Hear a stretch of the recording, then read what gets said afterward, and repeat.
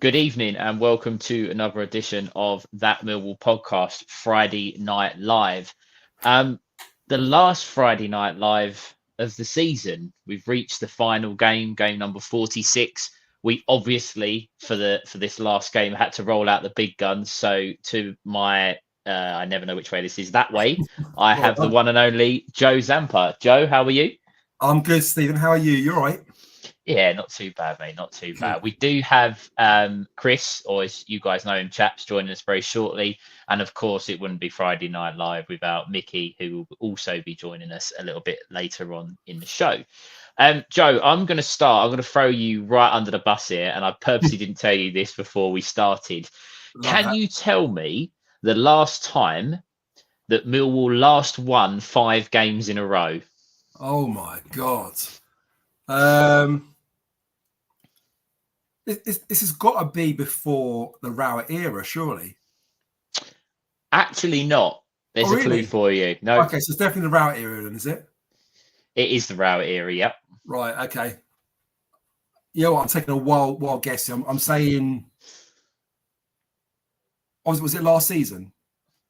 That is very close, but not quite close enough. The last time the Lions won 5 games in a row was in February, March 2022. I Right. believe it was that spell of games. Remember where we had literally like 10 injuries and we had to play Zach Lovelace at Coventry, Yes. and I believe that was the spell of games. But Millwall can achieve that tomorrow. They can end the season on a high. They can go to Swansea and win 5 games in a row and see the season off in style. Do you think that's going to happen?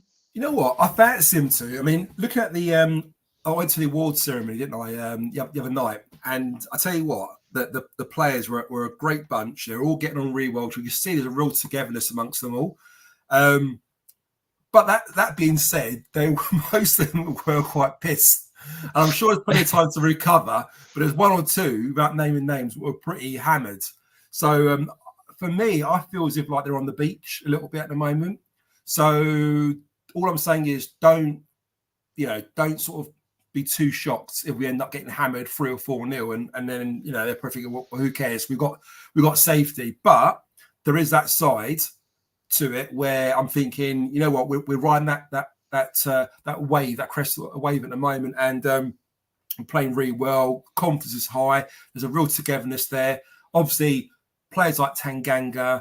If Obafemi plays, it'll be their last game for us. I'm sure they want to see us off with a win, and I'm sure we want to give them a win to say bye as well. So, anything can happen. One thing's for sure, I don't expect it to be a 0-0 ball draw. That's for sure.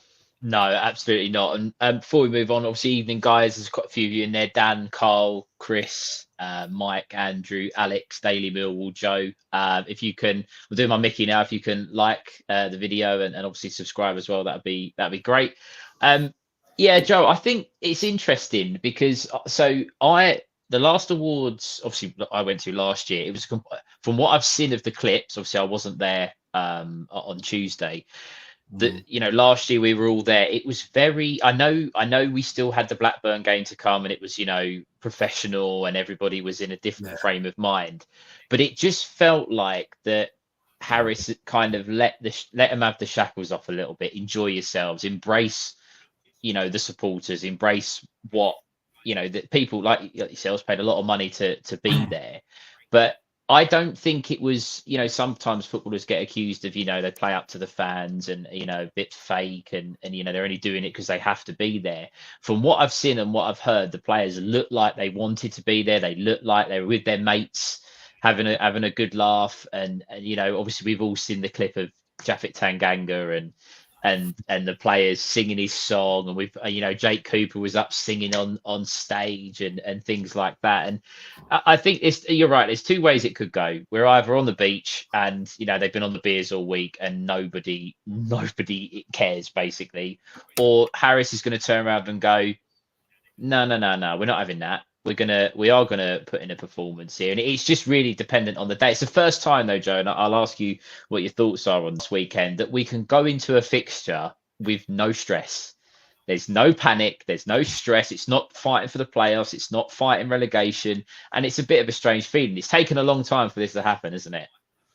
Yeah, 100. I mean, to your first point, I mean, it was like chalk and cheese. I mean, as you know, we both went last year to the awards, and it was very like, I don't know, the only way I could describe it, it's like Ray was like the headmaster a little bit, you know, and he had his pupils there in the class, and all be on their best behaviour. They're all told they couldn't drink. They were all told they've got a curfew, and then by like a certain time, I think it's a 8:30 or 9:00, they all had to leave. Literally, they had to all go together. Whereas this time just felt a lot different. You know, Harris, as we know, he's a people person. You know, he gets the best out of his players. They all respect him. They all love him. And I had Sav on my table and Hutch. And soon as Sav sat down, like within the first like minute or two, he's like, by the way, I can have a beer this year. Do you want a beer? And I was like, yeah, sure. Okay. All right. I said, I'll buy you a beer. So I bought him a beer, bought Hutch a beer and a couple of others. And then thinking that's it, yeah, one beer. And then within about sort of 20 half an hour, he downs the beer and he goes, right, who wants a beer? So he goes up to round to get around, and someone else gets around. Before you know it, like 4 or 5 points in, sort of thing, you know. And everyone's just having a good time. They're all drinking, and some of them on spirits, some are on wine and stuff. Harris had a few beers himself as well. And basically, what Harry said to them was, you know, enjoy yourselves, guys. Just be sensible, you know. I'm sure you could probably work out. There's a couple of them that took it a little bit too far in a good way, in a funny way. We thought it was hilarious, you know. Yeah, it was just a really good actor. But you could just see like how, you know, although it's weird because there's a balance there. Although Harris trusted them and told them go out and enjoy yourselves and have fun and mingle with the fans and there's no curfew, do what you want sort of thing. They were still respectful of him. Like whenever he walked around and sort of stopped at the table, stuff like that, they're all like, you know, all on their best behaviour a little bit, all trying to contain themselves, keep it in. But it was just so lovely to sort of sit and relax and just chill. And you know what? They could have gone home early, and a few of them did go home, not say early, but, you know, at a reasonable time. But a lot of them just stayed right till the end. We, for the benefit of those listening on a podcast, we've been hijacked by... I can hear a bit Chris. Of a back noise there. Can you hear that? It's a bit yeah, strange. I can hear it, Chris. I don't know if you're... I'm literally silent in my house. You sound like you're from an episode of Doctor Who at the moment. Yeah, and the whole sound's gone a bit funny. My speaker's gone funny. Do you want to log off and then come back in again, maybe? Try and log off and log back in if you can hear me. That was really weird. Right, so we were joined by Chris, but he's ruined the flow, ruined everything. So we'll get him back for that when he rejoins. Chat with Robocop. You see that? Chat with Robocop. Yeah, that's brilliant. Love that. Also, just to clarify for anybody else, for any of the Millwall players or Neil Harris, if you are watching this, when Joe said that a few of the players were on the beers and necking pints, that's allegedly. We don't want any of the players to be fined or you know, anything like that. But I need some media training, don't I? That's what I need, I think. Yeah, you need. We'll pull you in for extra sessions, Joe. Yeah. But we have now, I think, been joined. Sorry, Joe, been joined by Chris. Yeah, when you now don't sound like RoboCop, Darth Vader, and all the typical, or as Beeline there said, Marvel villain. Chris, just before I come to you, I do have a question. I don't know if you were listening earlier, but Mark is on his way driving to Swansea. Mark, hope you have a great time, mate. Enjoy the game tomorrow. Chris, you're a stat man. I asked Joe, he didn't know, but it was a bit of a tough question. When was the last time that Millwall won 5 games in a row? Oh, Jesus Christ. I've just got off a work call, mate. Give me some warning. I would say it was when Harris was here last time. And that would be what? That's what I said. 2017, something like that? That's what Joe said. It was actually under Gary Rowett, February, March 2022. And it was that spell where we had like 10 injuries and we had to play Lovelace at Coventry. Remember, we put the same team out and they kept winning. Yeah. It was then. But obviously the Lions have an opportunity to do it. as we were just saying before, as we were saying before, you guys were at the end of season awards. It was very relaxed. A few lads on the beers. I've seen both of you with your pictures of Michael Obafemi looking like your best mates. We've all seen the pictures. He was a character, wasn't he, Chris? Michael Obafemi is an absolute character. I don't know what he would be like to manage, if I'm honest. Yeah. But as one of the lads, he's quality. Yeah, really good quality bloke, and I think he gets it now. I think it took him a while to get it. Just sort of speaking to him, speaking to a few of the other players. Obviously, they didn't reveal too much. They're never going to, but it sounded like it took him a while to get it, and I think we probably saw that on the pitch. But now he is, and even he said it's the best dressing room he's been a part of. So it's great. It's interesting because we were having that kind of one-to-one chat with him, and we saw he spoke about the Southampton game, and he was saying about how fucked he was, and apparently he was kind of covering a bit of an injury. He didn't really want to come off. And for those that went to Southampton game, you probably saw it yourself. Everyone sort of like say how badly he played and the rest of it. But he said he was fucked basically, and he was carrying an injury. And about 40 minutes in, Harris signalled to him, "Do you want to come off?" And he's like, "No, I'm fine."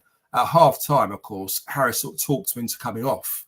And he mentioned that the first few games, he just found it really difficult to get his fitness levels up. But you can see now he's getting to the player who we all knew and thought he would be. And it's a shame it's only been the last sort of 2 or 3 games. I don't know if you agree, Chris, but we've only probably seen the best in the last couple of games. And of course, typically now, we're safe. Harris is sort of favouring Bradshaw and Nisbet a little bit, and rightly so, because they're our players and he's a lone player, I guess. And he seems quite fine with it. But what was really, really funny is that he was also talking about getting one over Swansea. And he said he'll love to be on the pitch and he wants to score against Swansea, allegedly. It's just like a very kind of, I don't know, sort of down to earth, passionate guy. Loves his football, plays with football with a smile. He gets us. He loves the Millwall fan base. Style as well. Sorry, mate. Good style. Yeah. Well, for those who don't know what Chris means by that, he had a Prada tie that probably cost about, I don't know, 800 quid, and chaps had the exact tie on as well. So they're the only 2 guys in the room who had exactly matching ties. And those of you who follow chaps on Twitter, you probably see the picture, know what I'm talking about. But just a really nice guy, and it'd be a sorry to see him go. Yeah. One thing I was going to ask you boys on, and you touched on it slightly there, with the best dressing room that players have ever been involved in. Tanganga's obviously said something similar. In his interview today on Millwall TV, said it as well. Yeah, a lot of players are coming out and saying that. But I'm actually going to ask you about a comment that was made by, I believe, Bart. I've seen this on social media today, that he made a comment along the lines of when Joe Edwards left, things started to change. I'm not going to exactly read the quote. I can't remember what it was, but I skimmed through it earlier. And do you think that Obafemi and perhaps and Tanganga especially were 2 players that were brought in, not necessarily sold a dream, but they were brought in and they just thought, what is this mess? What's going on? You know, what have we joined? And Harris has kind of simplified that and gone, right, none of that rubbish. We're not going to do what you were doing for the first couple of weeks you're here. We're going to do it my way. And both of them have just bought into it.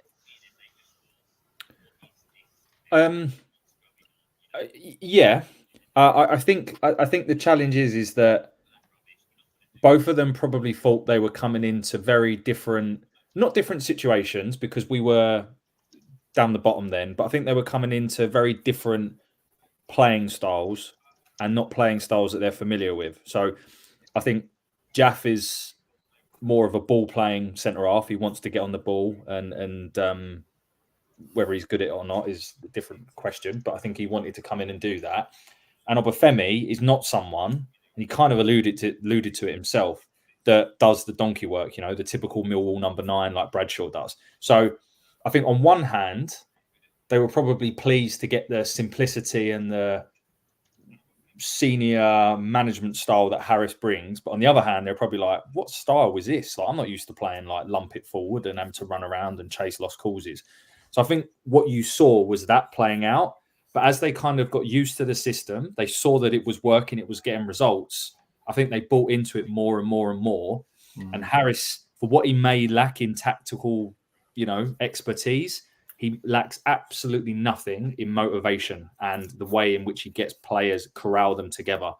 And I think what was ever present to me the other night was just how together the group is. Honestly, they were literally like a bunch of mates having a laugh. And it was really good to see. It really, really was. Absolutely. There's a couple of, sorry, Joe, 1 second. Go on. 1 second. There's a couple of comments that I've starred, guys. I will come back to them for the guys that are putting in the comments. I will come back to them shortly. Sorry, Joe, go on. Again, just to what Chris was saying just then, I feel like we're like, I don't know, sort of reporters a little bit from that night. And it was a great night. And we want to share as much information with our listeners as we can. But what was really interesting as well, the point you made about Harris there, Chris, I don't think you heard that bit, but Sav was talking to me. He said to me that Harris is very, very underrated when it comes to tactical stuff. He says to me he's actually really, really good. And a lot of fans or people don't realise how good he is when it comes to tactics. And it was interesting sort of hearing him say that. It was almost like a little bit like he doesn't get the credit for it a little bit. And it's just nice for him to sort of say that. He didn't have to say that. He shared that with me. And just said how good he was. Like he does a lot of sort of research and oppositions on their players, and he sets teams out and gives them sort of tasks and jobs and to carry out and over. And I guess we always identify Harris as like the Harris of old. They're very much inexperienced manager who's very, very passionate, very Millwall, very direct. Just get on the ball, 4-4-2, fuck it, just go for it.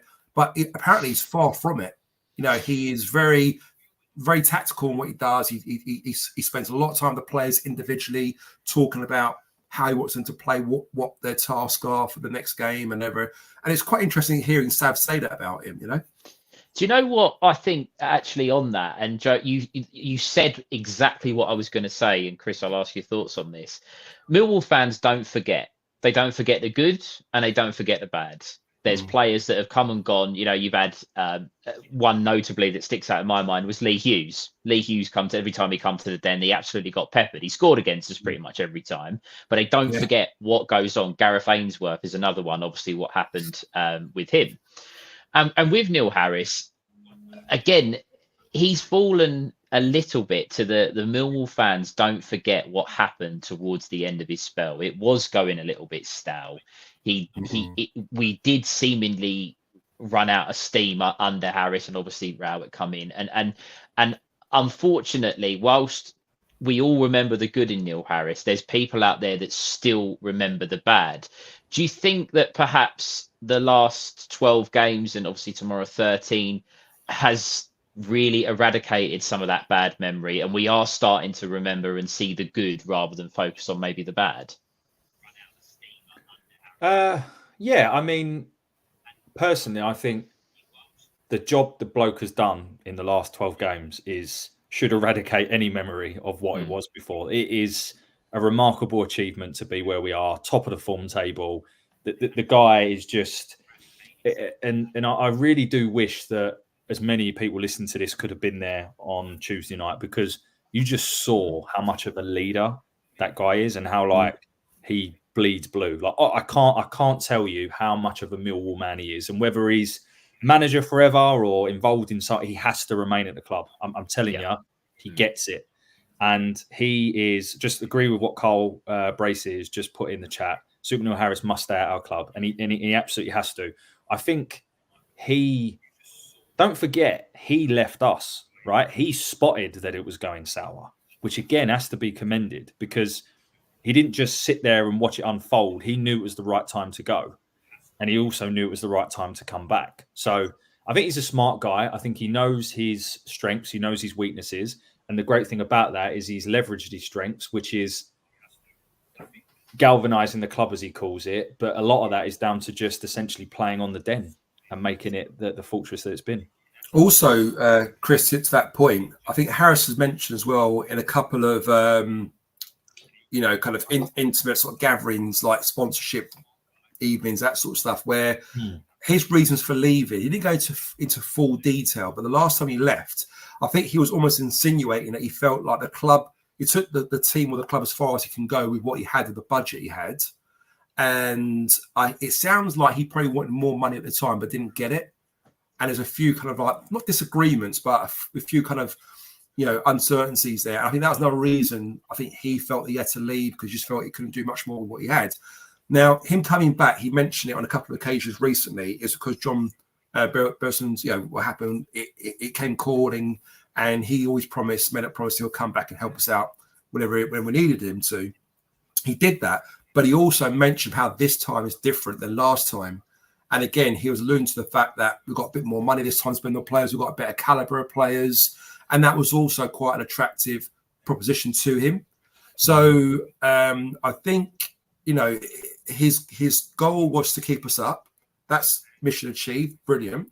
I don't think he was looking too far ahead, because that was his prerogative, just to get that safety first. But I think knowing that he's got the safety, knowing that he's got a bit of money to play with next season, he's got a good caliber of a decent sort of squad, Newcastle squad. I think that's the reason why he's looking to the future now. And that's why he's probably thinking, I'm going to get another year. I'm not going to commit or say anything further than that. But he talks about transfer windows.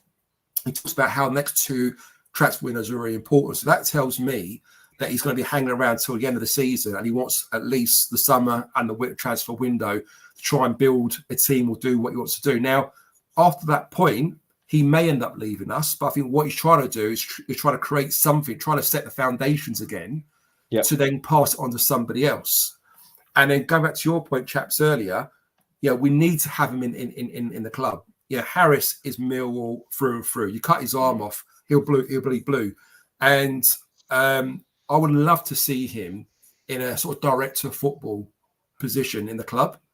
Aldo, okay, love him or loathe him, he does what he can. But for me, we need somebody sitting there in the top seat who's going to be coaching and helping James Berylson on this, and almost setting the parameters, telling the new manager when he comes in or wherever, this is how our club's got to be set up. This is how we've got to play. This is what we're about. This is what the culture's about. And we need someone of his level, of his stature, leading at the top, and then, implementing that structure and then passing it down. That's just my opinion anyway. Absolutely. Before we carry on, I've just seen a comment come through, and I'm sure you guys won't mind me interjecting here, from Ken, one of our longer serving Millwall fans, should we say. Sorry to hear that one of my favourite players since supporting the Lions over many years, Charlie Hurley, recently passed away. Not seen many comments about him. Those of you that know, when I obviously started the show and first started, not long after, I lost my granddad, and Charlie Hurley happened to be his favourite player. So when this news come through, obviously it was very sad. We don't like to lose anybody associated with the club, let alone sort of a fan favourite. No. On the pitch, I was surprised that they didn't do anything, perhaps like a minute silence or an applause, whatever it is that they do. But of course, Ken, he's not forgotten on all of us. So rest in peace, Charlie Hurley, and best wishes to his family and friends and loved ones. Well said, Stephen. Moving back to obviously the discussion on Harris, Dan Riggs' a comment here. He had a job to do, came back, keep us up by any means. Now that's been achieved, I think we'll see something different next season because he has the luxury of time all for it. I agree. I would say, and I don't know what you guys' thoughts are again on this, we're all of a very similar age. Kind of. Well, me and Chris are. Joe. What? Yeah, Joe. We are. That's right. Yeah, we are. I realised who it was I was on with. Me and Chris are. Joe, perhaps not so much. But Neil Harris has been associated with the club, throughout my, most of my life following the club. He's always been there. He's always been associated with us. And I'm not getting ahead of myself. I fully expect next season to be difficult, but I genuinely believe at this point that Harris's comments about leaving us in a better position than what we were when he took us over, whether that's next season and he goes into the backroom staff or onto different club, when he leaves this football club, the person that comes in his place will have a really good opportunity to take us to the next level. I'm not saying we'll get there, but Harris knows what it takes to have a successful Millwall team. He might not be the man long term, but he will put this in a place for someone to take that over. I don't know what you guys perhaps think. I think he could be potentially the man long term. The trouble is, unlike other clubs where you've got loads of money and a massive budget to play with, and it's almost like play Football Manager, sitting on a PC. I get what Harris is doing. It's a very, very stressful job because you're working with a tight budget. You're having to play a certain type of system that you're constantly competing against bigger teams with better players, and it can't be easy. I mean, don't get it wrong. I mean, he must have a fucking hard on every time he beats a top club. He must feel so good, but it's just every week is a stressful week. Yeah, can you imagine being a manager of like Leicester or a Leeds where you just got to set a team up and then go, off you go and do the business, bring back 3 points? It's less stressful. And I just think for someone like Harris, who's doing as well as he has done with us, to do that over a long period of time, we're talking 2 years, 3 years, whatever, it must take a massive strain on his stress levels, mentally, physically, whatever you want to call it. So that's why I don't see him long term. Not because I don't think he's good enough, but I just think it's a very, very stressful job for anyone, and whoever does come in will obviously have to sort of take that baton on. But one of the guys in the comment, I think it might have been Dan, not sure who it said it was, that it might be, no, so it wasn't Dan, it was Richard Gardner, sorry, that maybe keeping him on board and having that bit of handover, a new manager, almost kind of like showing that new coach or that new person the Millwall way of working, and then pass it on to someone like that who maybe could take that next step for us, perhaps, 100%. And I think that what we have seen play out with Harris returning, and Stephen, if we could flick Alex's comment up, please. Yep. Is the importance of getting the club.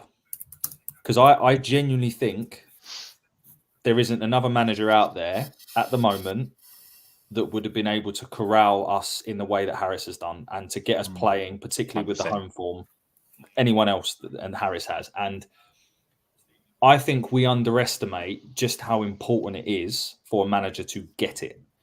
We are a unique club. We like to think it. And I think every player that you speak to, Sab said it on his little speech the other night, we are unique and you either sink or swim at Millwall. And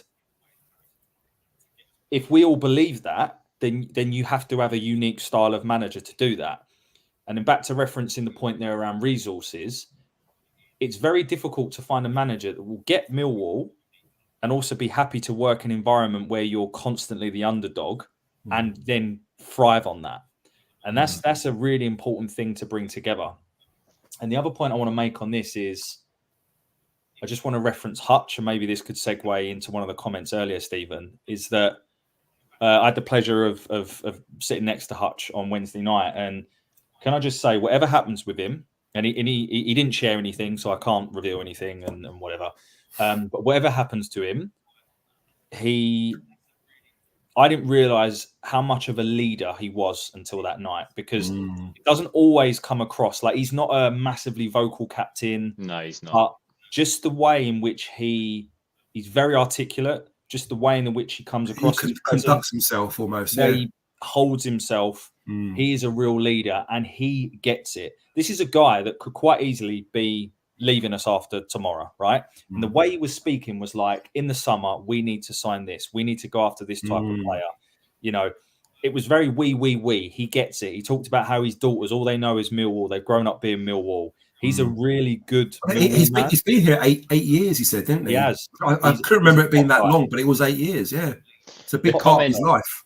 The comment that Chris was referring to, will it be from David? Will it be Hutch's last game, and should it be? And obviously you guys have spoke fondly of him. I've had a little bit of interaction with him sort of around the ground at the end of season awards, and he gets it. You talk about Harris getting it, as a manager and being a Millwall man. Harris, I'm not comparing the two. Neil Harris is obviously like legend status, but Sean Hutchinson understands this football club. He understands. He come in off of the back of a horrendous injury record at Fulham, and it was people were saying, "Oh, are we going to keep him fit? Is he going to be good enough?"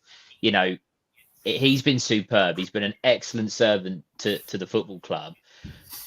For me, as with sort of a heavy heart, I think it should be his last game for the club, but I don't think it should be his last involvement for the club. I think he's someone that perhaps the club should look at keeping around. Whether what that role might be, I don't know. He may still want to play. I'm not sure. But David, in answer to your question, I think it might be, and I hope that he'll get some minutes and an opportunity to say goodbye to the supporters that are going, because he's been an excellent servant and absolutely deserves that. Sorry, if I could jump in there, Steve. To David's comment, as Chris will vouch, sometimes I don't have a filter. There's often there's times me and Chris are sort of almost like planning an attack to have a conversation with a certain player, and before we could kind of like agree on it, I'm like blah, blah, blah, blah, straight in there, and Chris is like, for fuck's sake, they kind of mops up and then kind of like sorts, he kind of a bit more diplomatic and ends up sort of smoothing it over after I kind of like completely ruined it. So there was one point where I think I dived across the table, didn't I, Chris? There's a Hutch. I went, so what's going on? Are you signing or what? Next season sort of thing. And he sort of laughed, and basically I kind of got out of him is that he's still in negotiations at the moment. Now that tells me he wants to stay. That tells me they must have offered him something, because he could easily have said to me there and then, "Nah, I'm off." A bit like how Scott Malone did last year. Do you remember when we sat on the table with him? And he just basically come out of the blue, we're like, "What?" He goes, "Yes, I'm off." We're like, fucking hell, hasn't even been leaked out yet, But Hutch did make it seem they're in negotiations. And I saw a little twinkle in his eye. It's almost like he wanted to stay, but didn't want to show his hand, like in a poker game. Into the point where I was messing about with him, Harris was sort of behind him. He was like that. He was going like that, like Harris behind. He wanted to sort of know what we're talking about. And also the fact that they gave Bart the send-off against Plymouth, but didn't do it for Hutch. And I told Hutch this as well. For me, I'm no fucking detective, no Columbo here, but that breathes for me that it's not the end. There's still more to come, and I reckon they'll probably do with him what they do with Alex Pearce. That last season when Alex Pearce was in amongst the change room, I don't think he played much. I think he came on, made a few substitute appearances, didn't he? But they thought it was really important having him in the change room. And I completely get that. And I can see them doing with Hutch as well. So I don't see Hutch as a starter next season if they do try and negotiate something. But he will be, I believe he'll be involved in the first team squad. Now, the reason why they're negotiating, they're probably trying to set up a contract which might be a pay-as-you-play or a reduced contract or whatever, which is probably why it's taking so long to agree on it. But I think we will get an answer soon. And, if I was a betting man, I would say, put your money on Hutch being next season from what I got in that conversation anyway. I'd agree with that, Joe. I think the only thing I would say is that as much as we might sit here going, oh, yeah, pay as you play, it's not going to work. But no player, I promise you, no player will take a pay as you play. You're right. It's too risky. It's too, especially when you've got injuries. They would rather drop down a league and have a constant salary. They never would. Yeah. So we need to probably eradicate that from the thinking. But what I get from Hutch is that he even said to me, I quote, "I back myself against any centre-back in the league still if I'm fit." He said those words. And you know what? I don't disagree. If he's fit and gets to run a games, let's not, all right, he's a bit older, but let's not forget how a year or two ago, how bloody good he was. And also this season, Chris, whenever he's played, he's never put a foot wrong. Let's be honest. I know it hasn't been often. At Bristol. Amazing. Player of the match. Man of the match, wasn't he? He was superb. And the other thing he said, which I really liked, and again, it showed you how grounded he was because I asked him about Tanganga and the possibility of signing him and stuff like that. And he said, look, whether it's Jaffet or someone else, I fully expect the club to sign a right-sided centre-back, and I want them to. And he was like, if I'm still here, that will be my competition, but that's a good thing for the club. So for him to say that, I'm like, that is what you want from a leader, right? Yeah, he's putting the club first before himself almost, isn't he? Yeah, he is. I personally want him around. I really do. I don't think it should be his last game. And I'm not going to lie, Tuesday's changed my mind on that. Because in a lot of my post matches, I've said, oh, yeah, this probably should be Hutch's time. But seeing him, hearing him, speaking to him, I genuinely think as long as the deal is right for the club, we should keep him around for another year. Also, just to clarify, what you guys sounded like there is that, Chris, you're actually Joe's carer when you two go out. That's how that sounded. Yeah, I know. There was a moment, Steve, it was quite funny, right? So with Bart going, right? So Chris says to me, Joe, I want to do an interview with him. I want to ask him. Now he's not involved in the club and he has got that kind of, restriction on talking to podcasts. I want to ask him, but I don't know how to do it. And I was like, fuck it, I'll ask him. He goes, no, calm down. He goes, calm down. So anyway, we left it a bit. Bart's walking over to us. I can see Chris getting really nervous now. He's like, Joe, not now. I was like, Bart, come over here. So I jumped up. I dragged Chris up as well. I could see him thinking, oh my God. I kind of broke the ice a little bit, didn't I, Chris? And then I can't remember how the conversation went now, but he basically sort of alluded to the fact that he's going to Spain. He's not guaranteed he's going to be playing in Spain, but he's kind of moving out there or doing something like coaching or whatever, or could just be retirement. Beer, to be honest. Yeah, pretty much, yeah. Well, but what did he say to you though, at that point? I can't remember how the conversation went at that point, because at that point I kind of had to shut up because I kind of got told off. Yeah, I think my face said it all. No, I'm shit with small talk. Joe, you're very good at it, so that's why we complement each other well. But I'm good at small talk, but I'm shit with the long talk. That's where you take over. Yeah. I start quoting all stats. Did you know, Bart? No, he just said, I felt that, because I don't know if you remember, we started asking him about the George Long situation and how that made him feel. And he said, there's things I'd like to say, but I won't. And that's fair enough. I wouldn't expect him to reveal truly how he feels. But I think that he basically left it as, sure, reach out to me. But look, whether he does or not, I don't know. But just the fact that he didn't say no and the fact he was very gentlemanlike with the request, I think says a lot about the guy. And he's clearly a very, very popular person with the fans and the players. It was very evident, wasn't it, Joe? Yeah, no, he was. And again, like a bit like Hutch as well. When you look from the outside looking in, and they seem very kind of quiet characters, are quite personable, but again, like even with the Tanganga thing, when they all got up and started singing Tanganga, he was straight up there. He is a real sort of character. He loves it. He loves being amongst all the players, stuff like that. And it's just a joy to watch. Just to see the camaraderie amongst them all. They just love their time together, and it's really, really evident to see that he's a big part of the club, and him leaving, you can see why he's clearly upset when they announced it at the Plymouth game, because he loves it. He loves Millwall, and that's so nice to sort of see. I think I said this on last Sunday's show after the Plymouth game. Two positions for me that Millwall supporters will back you until the bitter end. For me is centre half and goalkeeper. They're the two positions that if you really give your all and you really are, you've got a little bit about you, they'll back you. We've had some really good goalkeepers. We've had some really good centre halves. And Bart, for someone, he was adored at Ipswich. They loved him. They were very disappointed that he left the club.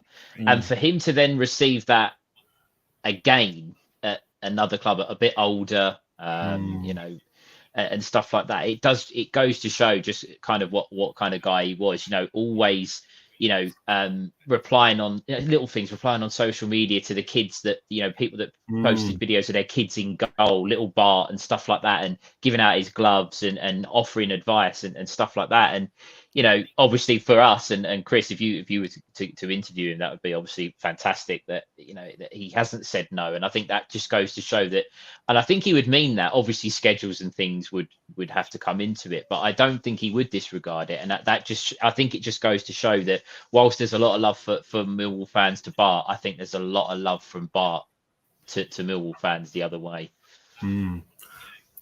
Yeah, no, 100%. I mean, again, we touched on it when we spoke to Bart. I think he mentioned, tell me if I'm wrong, Chris, I'm sure he said he was Player of the Year 3 times at Ipswich, twice with us. So 5 times Player of the Year. I mean, throughout his career is incredible. It's an amazing achievement. Obviously, he's very, very proud of to win those awards, because obviously he knows it's voted by the fans. It means a hell of a lot to him, which is probably why, with a heavy heart, he was a bit sad to announce him leaving, and got quite upset and stuff like that. Just a real shame. He said even he shed a tear, didn't he? He said like he was. Well, really... you mentioned about the pitch, didn't you? The change room with the beer. Yeah, when he sort of sitting there quite somber when he went after the game, and he mentioned it was like a random picture. He didn't realise, but he was kind of sitting there gathering his thoughts and sort of taking it all in. He said, because it didn't actually hit home until that moment when they announced it on the pitch and stuff like that at the end. So what a great guy. It's sad to see him go. Yeah, absolutely. And I mean, coming away from perhaps players that are leaving the club, or Hutchinson's situation is up in the air, as we've discussed. I would say there's plenty of players, whilst people might have varied opinions on this, that I think still have a lot to prove in a Millwall shirt that will be here next season. I think you've got Kevin Nisbet is the one that really springs to mind for me, that probably has a lot to still to prove, a new opportunity under a new manager. I think Jake Cooper, whilst he's been revitalised under Neil Harris, there was a lot of questions about his form and his place in the team. By myself, I'll hold my hands up and say that. I think there's still a lot of players that will be left after tomorrow's game that are at the club that probably do have that little bit to prove. Tanganga hinted in his interview today that whilst he wasn't there at the beginning of the season, that the feel around the club was that they shouldn't have been where they were, and unfortunately he joined the club and that's the position that they were in. So do you think that those that will remain here, there is that extra bit of motivation to go, you wrote us off for most of the season, and I'll hold my hands up, I did, we'll show you next year?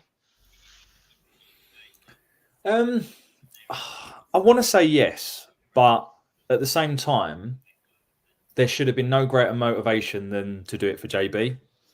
And they didn't. So until recently. So I don't know. I'm not so sure. I'm also not so sure Nisbet will be here next year. Not based on anything I heard, by the way, but just I just don't. He would find himself, I would imagine, third in a pecking order. I'll touch on your point there again. Sav mentioned, didn't he, about Nisbet to us, and he was saying about out of all the players, all the strikers in the club, he said technically, Nisbet is the best finisher. Bear in mind, he sees him 3 or 4 times a week in training and doing shooting drills. The best finisher in the club. He said he's got one of the best touch. He said his awareness, his the way he thinks, his positioning. He mentioned like unbelievable. He said the only thing that he needs to work on is to do a bit of what Bradshaw does. And I think we all see that. We've all probably picked up on that ourselves. Funny that they see that as well, though, right? They must do. Yeah. But it's interesting hearing him say that. It's almost like what Sav was kind of hinting a little bit is that Harris is trying to work with Nisbet to try and make him, not make him into a Bradshaw, but more or less like, look, this is what Bradshaw does.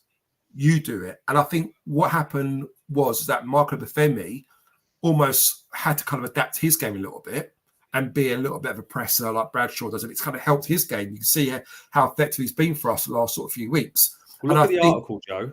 You know, you're talking about that article that came out on News at Den. Which one? The Obafemi article. And it talked about Harris and how he's supported getting Obafemi to be more of a Millwall type striker. And it talks a bit about what he wants to do in Nisbet, which is exactly what you're referring to. Oh, is it? I didn't see that. But no, it's just interesting. Well, that must be true. And so I hear what you're saying, Chris. Yeah, there is a possibility that he could move on. But I think that I think there's a player in there with Nisbet. And maybe with the right coaching, with a bit of time, he's still young. He could be a very, very good player for us next season. And I feel there's a bit of a split with the fan base. I don't know what you guys listen to the show right now think on this bit. But for me personally, I think technically he's a very, very good player and a very good striker. And hear what Saville said about him. This kid is good, but he needs time. He needs confidence. He needs probably a little bit better coaching. And I think he could come really, really good for us. But yeah, I said it'd be interesting to hear what you guys think in the chat anyway. Just on that, and I know I've been vocal about this in our WhatsApp group. Between that Millwall podcast panelist, it was Chris's idea. So I'm going to put it all on him now, basically. He asked us to do a prediction league at the start of the season and bet various things that we would, who would be young player, who would, get promoted, etc. and stuff. Every single one of the panelists, every single one of us put our top goal scorer this year would be Kevin Nisbet. Now, that was because he'd come with a little bit of a reputation. He looked good in pre-season. We may have had blind faith in it. I'm going to go on record now, and I'm going to say this, that if we do that again next season, I am going to stick with Kevin Nisbet as our top goal scorer, providing he stays at the club. Because much like what Joe said, I think there's a player in there.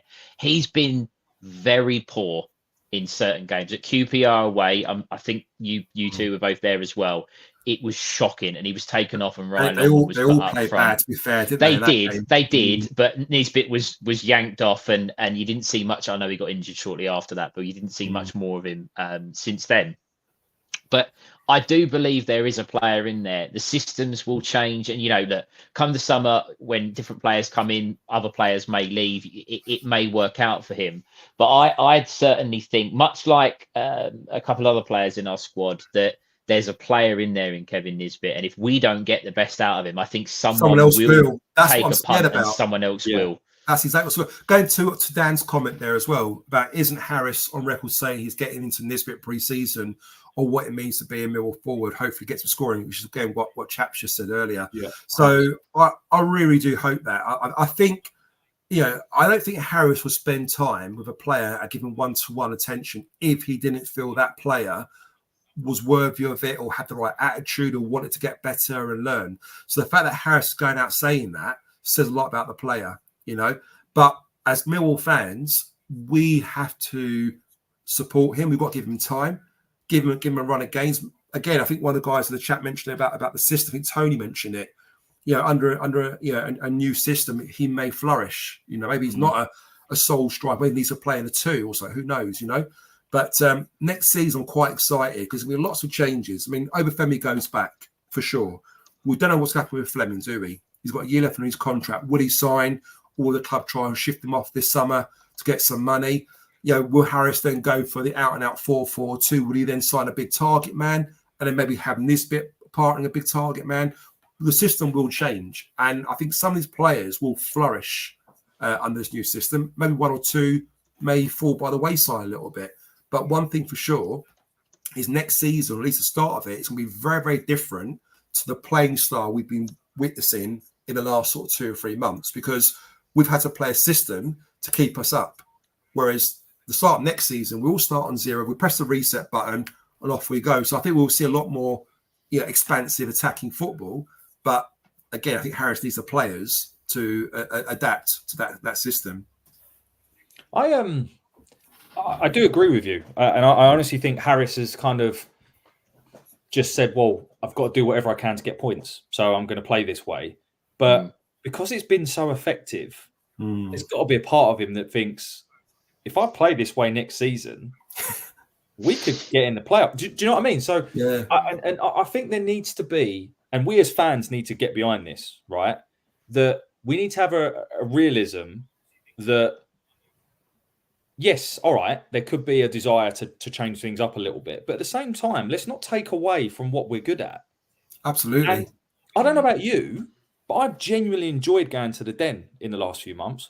Even as underdogs, even that sort of like get behind the ball sort of tactics and exactly. Yeah, so we're getting results. I don't mind that. And like if he can find a little bit more of the consistency away from home and almost like have a Rowett type away form, you kind of got a nice combo there. And I just think we need to be a little bit patient with the playing style, because I know, and this is something else that Hutch said to me. He said, I know the supporters want a more exciting style of football. He said those words, and we do.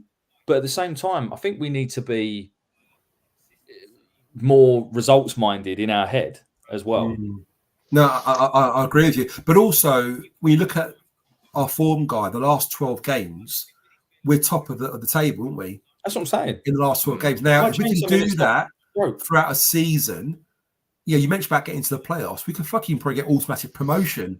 You know, Brighton did it. I mean, I know going back a few years, but those of you in the chat, listeners to the show at the moment, you might remember this. Brighton, when they went up under Chris Houghton, they played a very compact 4-4-2, quite defensive, counter-attacking football, and they ended up winning the league. You know, and they were deemed as underdogs that season because they didn't have quite the players that everyone else had. I mean, fuck me, they had Scalak playing for them that season, who's their first team player. You know, so it shows you what sort of players they had, but it was effective, and they got promoted. Exactly.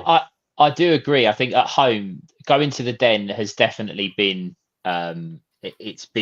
it has been enjoyable. I would go as far as to say that probably maybe I would say Watford aside, the first home game where I felt that we just it was a tip. We did what we did at Southampton basically, and scored and then sat back and let them have the ball.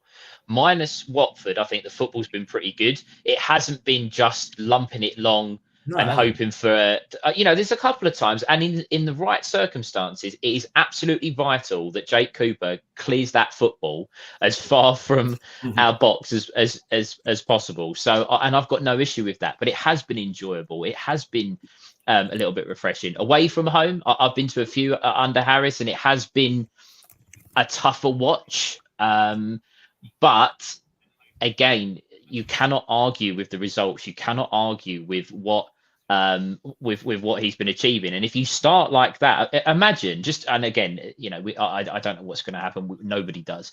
But imagine in the first 12 games of next season, we're top of the form table. That would see us top of the table after 12 games into the middle of October. And I'm pretty sure that people would start standing up and thinking, hold on a minute, what's going on here? And it could happen. It could. We're Millwall. We know that it's unlikely, but you never know. Couple of guys in the chat. We've got a Coventry fan, Finn. Evening, lads. Looking forward to continuing playing you next season. After this year, not so much because you've beat us twice. Now that you're nice and safe and can relax, who do you think is going down? Rotherham and Huddersfield. I think they're done. Huddersfield need a miracle, don't they? Really. So they're going. Just before I put an individual on the spot, Chris, Joe. Who's joining them tomorrow? I'd love it to be Birmingham. Yeah, same. I would absolutely love it to be Birmingham, which is a shame because I don't dislike Rowett. I think he's done great for us during his tenure, but I just hate Birmingham as a team, as a club, as a fucking city. Just hate everything about them. So I hate their fucking accent. I don't think. Yeah. So I would like them to go down, and I hate this thing with Birmingham where they think they're a big club. Yeah, they kind of give this kind of attitude that they're a big club. They're not a fucking big club. And I'm still haunted by that Stern John goal, a bit like yourself, Stephen. That still haunts me after all these years. I saw that come up on Twitter. Sorry, Chris. I saw that come up on Twitter the other day. I can picture it in my head, sat in my seat. It's awful. So for me, Birmingham, all day long. Go on, Chris. Sorry. No, I'd love it to be Birmingham. And I think, look, Gary Rowett doesn't have a great record in big games. Let's face it. So we'll see. But what I would say is Plymouth had no fight against. They were shit. Yeah, they were shocking. So I know they're a different entity at home. They actually have only won 3 games away all season. So I didn't expect them to come up and be amazing. But if you can't motivate yourself then, and they're playing Hull, who can still get in the playoffs. Norwich are kind of already there, so I don't know. So if I'm not, I don't know, but it's definitely one of them two, which is interesting. But it would be really good for Birmingham to have their new 50,000 seater stadium in League One. in League One. It would be absolutely fantastic. Before we go on, we're approaching the first hour. Someone asked where Mickey Joe Rogan was. Mickey is primed. He's waiting to join us very, very shortly. He's in the green room, having his Is vodka or something, I don't know. And is he having makeup done, isn't he? yeah, it's makeup, isn't it? It's hair and makeup in the green room. But we are going to be losing one of the panelists. Guys, I'm sure you've all watched him throughout the season. I do, even though I'm part of this podcast, I watch him every week. Same. Usually on a Sunday. For a long time, it was really depressing, but I made myself watch it just to hear what he had to say. Chris, it's got a bit better in the last few months, hasn't it, Steve? Yeah, it has got a lot better, but obviously that's because results have improved. Nothing to do with the quality of your videos, Chris. But we have reached the last game of the season. Guys, I'm sure you'll all continue to watch Chris. He will have another video, I'm sure, out this weekend and support him with the videos that he does. Chris, have you got any final words for the season? And just before you go, I know you've got a couple of points. Can I get one last prediction for you for this season, please? Prediction, did you say, mate? Yes. when you're ready to. I know you've got a couple of points. Yeah. Oh, yeah. No, just a couple of points, and they're going to be a bit random, so apologies. But I thought just wanted to sort of share this with the listeners. So, a couple of comments from Hutch from the other night that I think are really interesting to share. So, the first one was he referred to Jake Cooper as being the number one name on the team sheet, which, you know, we may have our reservations on Cooper's form, but clearly the players don't, because he talked about how, I think his exact words were, Cooper is undroppable and how reliable he is. So, yeah, I thought that was interesting to share, because the players obviously have a very different confidence level in him than maybe some of us do. So I thought I'd share that. And the second one, I asked Hutch, what does he think the number one priority is for recruitment in the summer? And his words were a striker, a centre forward. And I said, you know, what type of striker do you think we'll be looking for? And his exact words were a modern Lee Gregory. So yeah, that's interesting you say that, because even Sav was loving Lee Gregory, where we're talking about, you know, the strikers of the last how many years.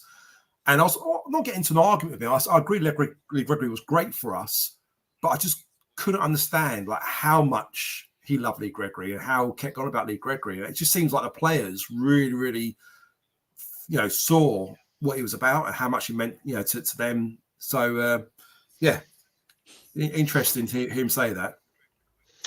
And I'll put this one up there. Thanks for your post-match chat with chaps this season, Chris. Unmissable viewing. I mean, what higher praise can you get than that? I think I always spent more time than you. Yeah, no, thank you for that. And I'll leave them with a prediction. I'll go with. Sorry, I'm going to go over 1-0 loss. I think we're on the beach. Oh, get him off! Get him off! Get him off! Who cares? But I just think that Swansea have been. I mean, they got a draw at Norwich last week. They're definitely not on the beach, even though they could have been for a few weeks now.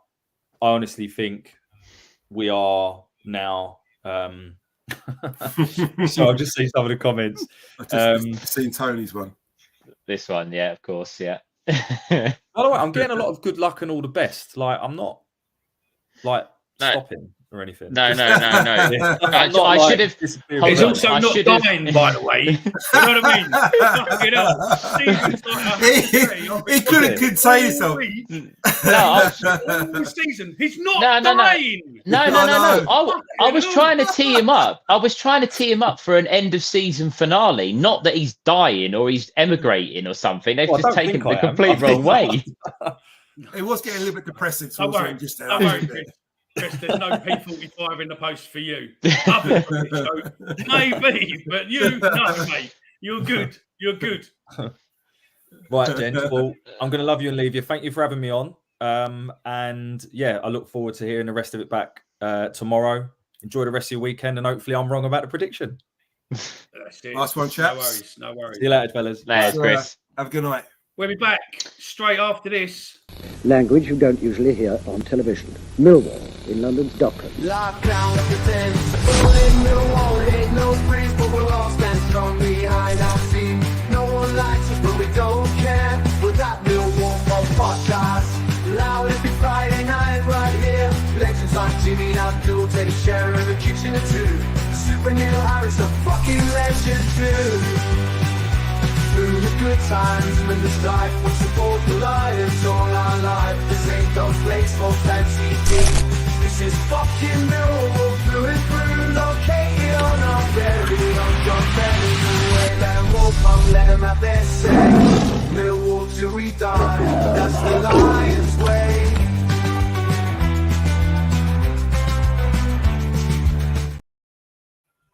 There you Before go. you- Welcome then. Before Love you that. start Alex's comment to start the hour, we've swapped brains and beauty ... for Mickey. Alex, that's you getting banned in about 30 seconds. But I'm now gonna give hosting over to Mickey. You've been asked for. The crowd and the fans have been asking for you, mate. So They've got their wish. they've got their wish. Our leader has returned.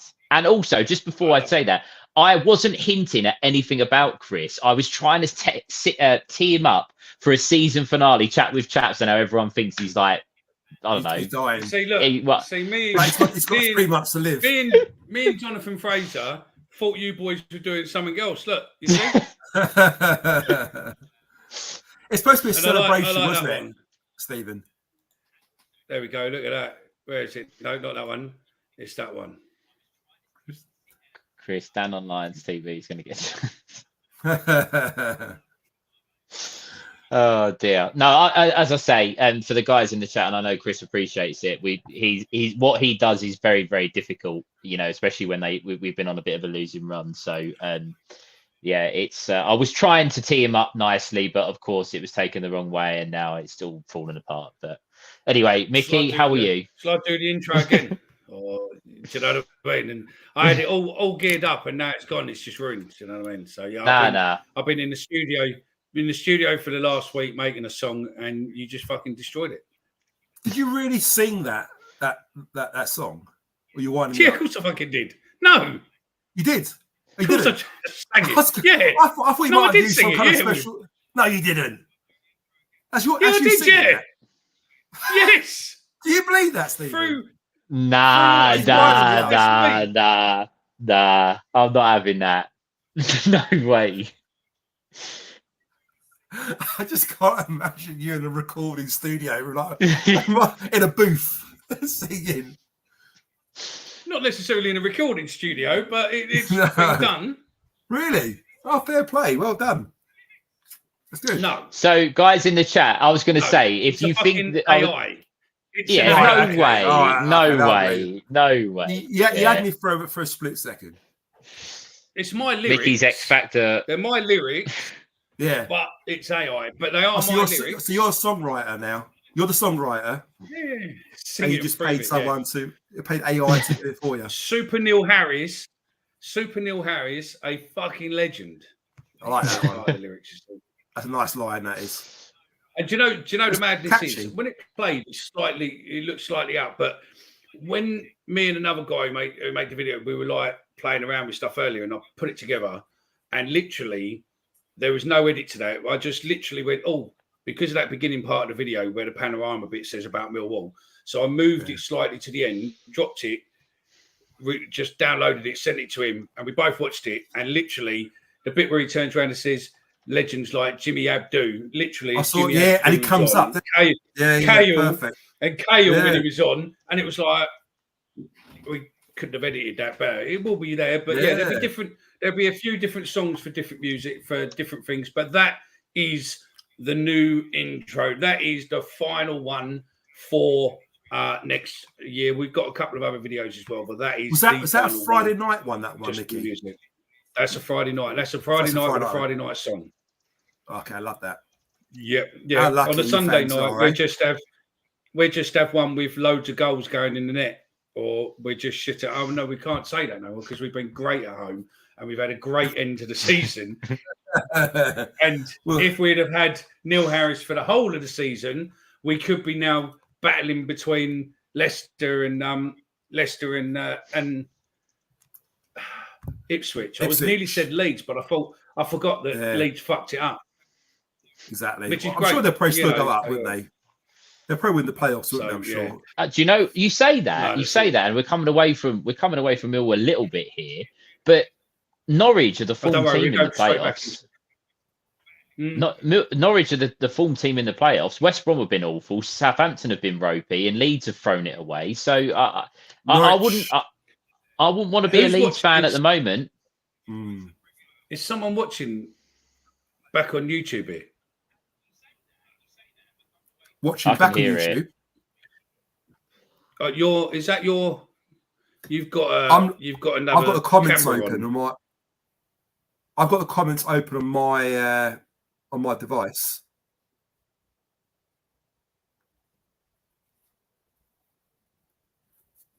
I don't know. It's gone now. Anyway, I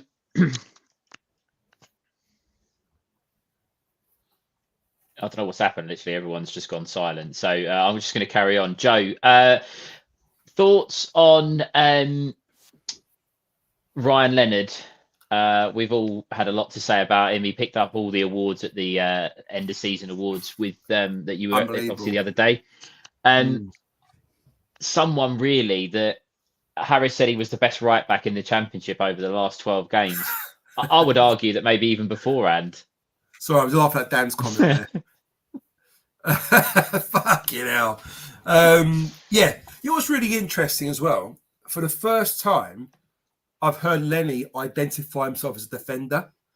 Everyone keeps talking about, Leonard, the midfielder should play in his position, all the rest of it. But I think finally, I think it was Mark, what's his face, who was interviewing him, and he said, "I'm not the utility player anymore. I'm a defender." And I think he's kind of almost found his position, whether it be a centre back or right back. But that's where he wants to play. That's where he feels comfortable. And let's be honest, he's won Player of the Year from the sport. He's won the Junior Lions Player of the Year as well. And it's not often it's true that Junior Lions will actually vote for a defender. They're quite like all the strikers all the time, don't they? So I think for him, it's kind of made him reaffirm his position. He knows that's what he's best at, and that's his position. And I personally think he's the best right back in the Championship. I don't know what you guys think, but for me, it's just been an absolute, monster there. It's been absolutely unbelievable this season. It's been superb. But just one quick one before we go in. If you're listening to this and you've just switched this podcast on as a podcast, not on YouTube, but as a podcast, then you've just missed an hour when Chaps was on. So go back and find part 1, because this is part 2, and you've got me. But part 1 is there. But I thought I'd tell you it now that you're 7 minutes in, just in case you're thinking that started weird. Yeah. So go back to part 1 on the pod. If you're on YouTube, then you've come late. Get back to the beginning. You've missed Chaps. Do you know what I mean? But still add all the comments though, because it's highly funny. Leonard is dependable. He's always has been, always will be. Like what Alex says, Lenny's tackle on Whittaker. That's not the first tackle he's done like that. Unbelievable. And it won't be the last. But it is weird because a couple of things really. How the fuck did no one on these shows come up with that song for Tandanga? I know that I think it was muted about various. Do you know what, Joe? It was muted around various football chats about charity games, and neither one of you two took it over onto the show. So that's disappointing. But I just can't believe that our away fans didn't. Alex S. No, he wasn't. It was at Luton's one instead, I think. Relegation party. But no, he went. But I can't believe that no one thought of it. That it was the players potentially thought of it before us. Great song and very, very catchy. But apparently, I think he said on his interview, I listened to it today, was it was after the Birmingham game, the players in the change room had the song on, and then I don't know who it was, they all started singing it and put his name in the actual chorus. I heard that earlier as well. And he said, they asked him, how do you feel about it? They sing it at Swansea tomorrow. And he sort of said that he would love to hear it, like if the Mill fans will see it. So I would love the Mill fans to. They will. 100% they will. 100% they will. Sure whoever's there tomorrow, namely our partner in crime, when they sing it, video it, and send us a clip and Yeah. we'll play it on Sunday. So, Definitely. let's see if we can beat Millwall to the punch and get it out before them. Yeah. Right, a couple of points you raised, just to show that I wasn't listening to the first half. And it's amazing what you can do with AI now. I agree with you with Nisbet, or Nesbit, whichever way you want to do him. He's a player. He was a player in Scotland to a degree when he was playing off that part of the two where he was just sort of off the other one, and he can play on the floor. He can play with the ball. So I think if Harris takes that on and gives him a bit of development and gives some confidence, he was showing great pre-season last season. Well, you went to that game, didn't you, Mickey? Season, then, yeah. Do you remember, Mick? When you were chatting up Alex. Yeah, when you were chatting up Alex Mitchell's dad. Alex Mitchell's dad, bless him. He was lovely, wasn't he, Alex Mitchell's dad? But in that game, I know the opposition was only Sutton, Mickey, but how good was Nisbet? As in technically finishing and another level. So good. It's a shame these seasons didn't continue from that point, you know. But I just imagine, Joe, in your phone, you've got like Alex Mitchell's dad in Casper De Nor's dad, and you just got a long list of contacts down your phone of the Millwall squad, and just dad at the end of it.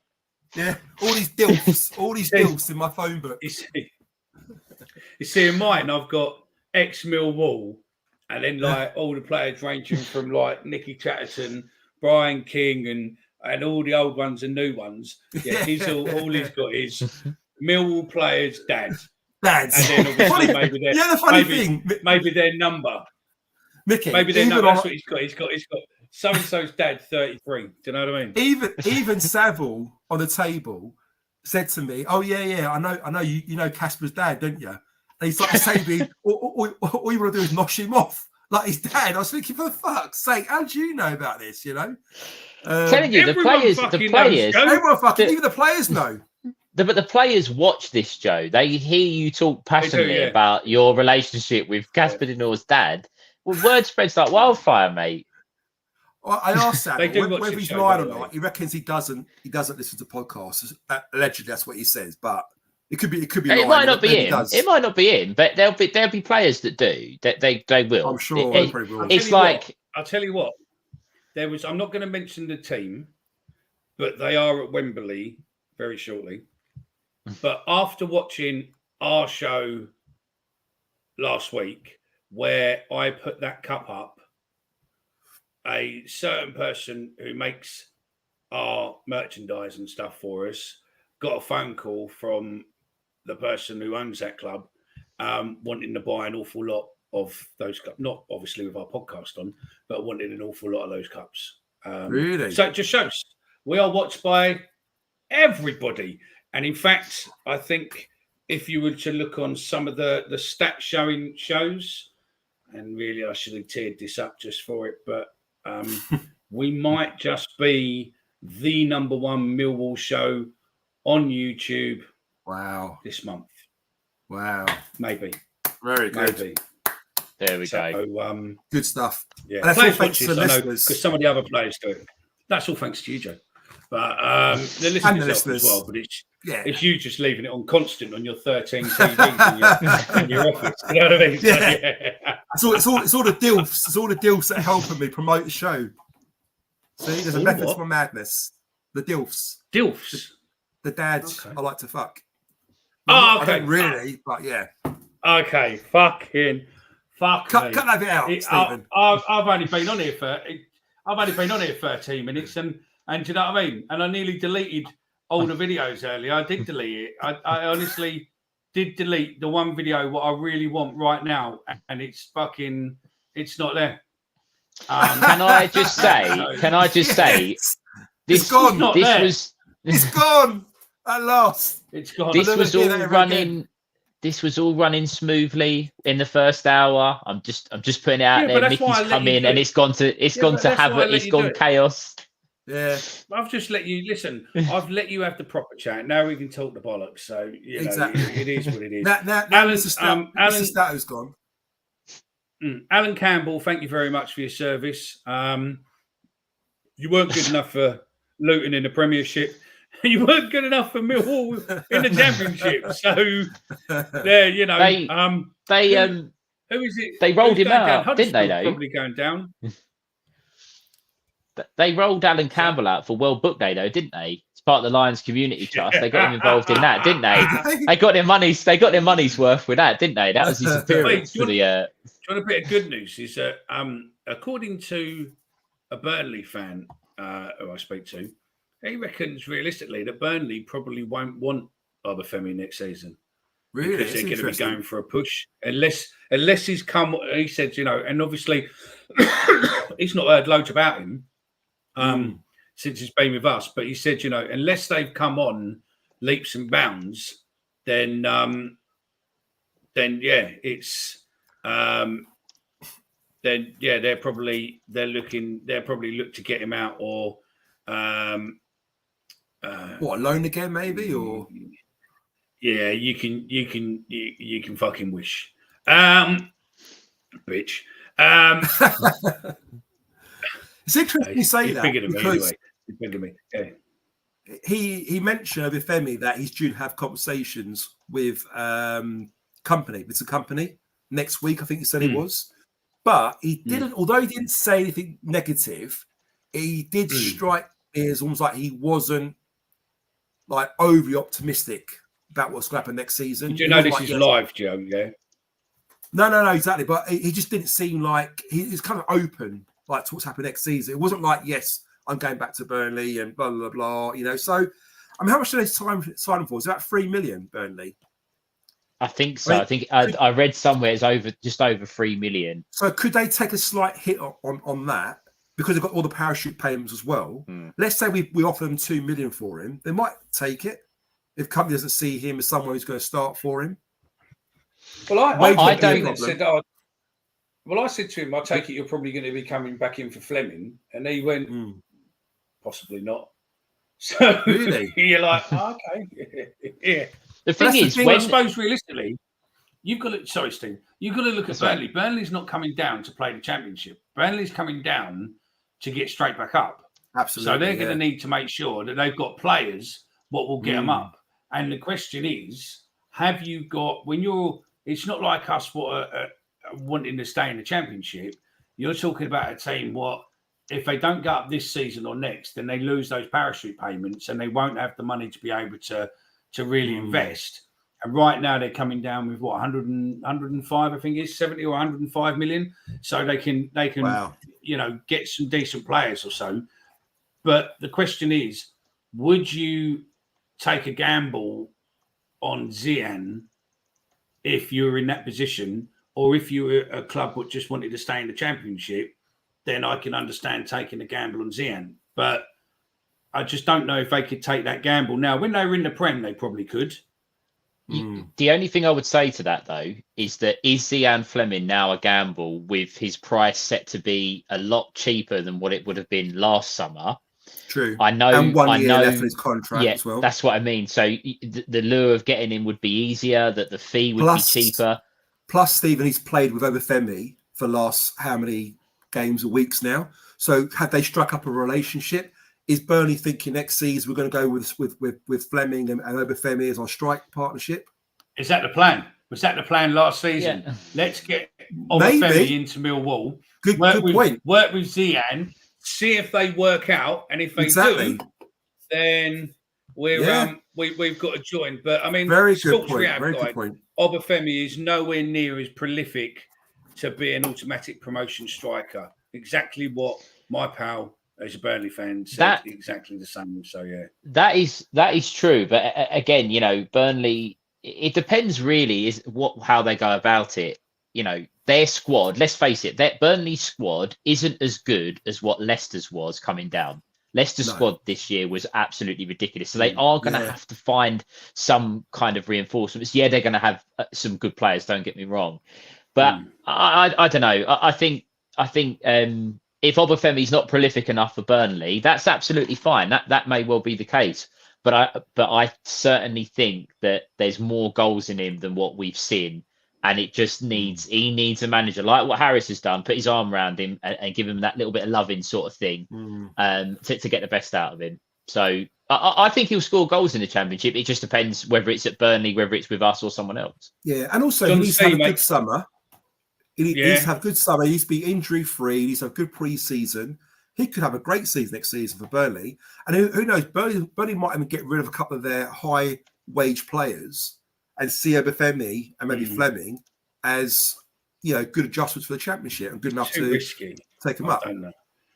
Yeah, I don't know. I mean, John says some statement of intent if we sign Tanganga and oh God, can you imagine Obafemi and kept Zian. Yeah, absolutely. I mean, Chris Lacey, That'd be a dream. Richard Lacey's come up with you ever been to Burnley in daylight, Flem? Do you know Burnley? I went to Burnley. I went to Burnley.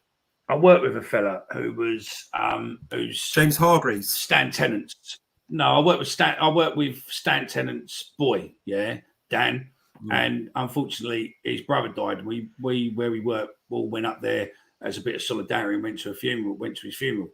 And there was like loads of football past and present there. It was sort of a bit unreal. But the thing what I noticed with Burnley, the fucking lorries are bigger than the houses. And they're all made out of blocks, not brick. They're all made out of big fucking York stone things, and everything looks like tiny. The big lorries what we get round here, what's still like nearly as big as your house, but up there, the houses look like like on a model railway, and smaller roads as well. Look massive. Smaller roads as well. Roads, yeah. And people talk funny. You can't understand Northerners. I mean, anywhere north of Watford Gap, and that's it's north.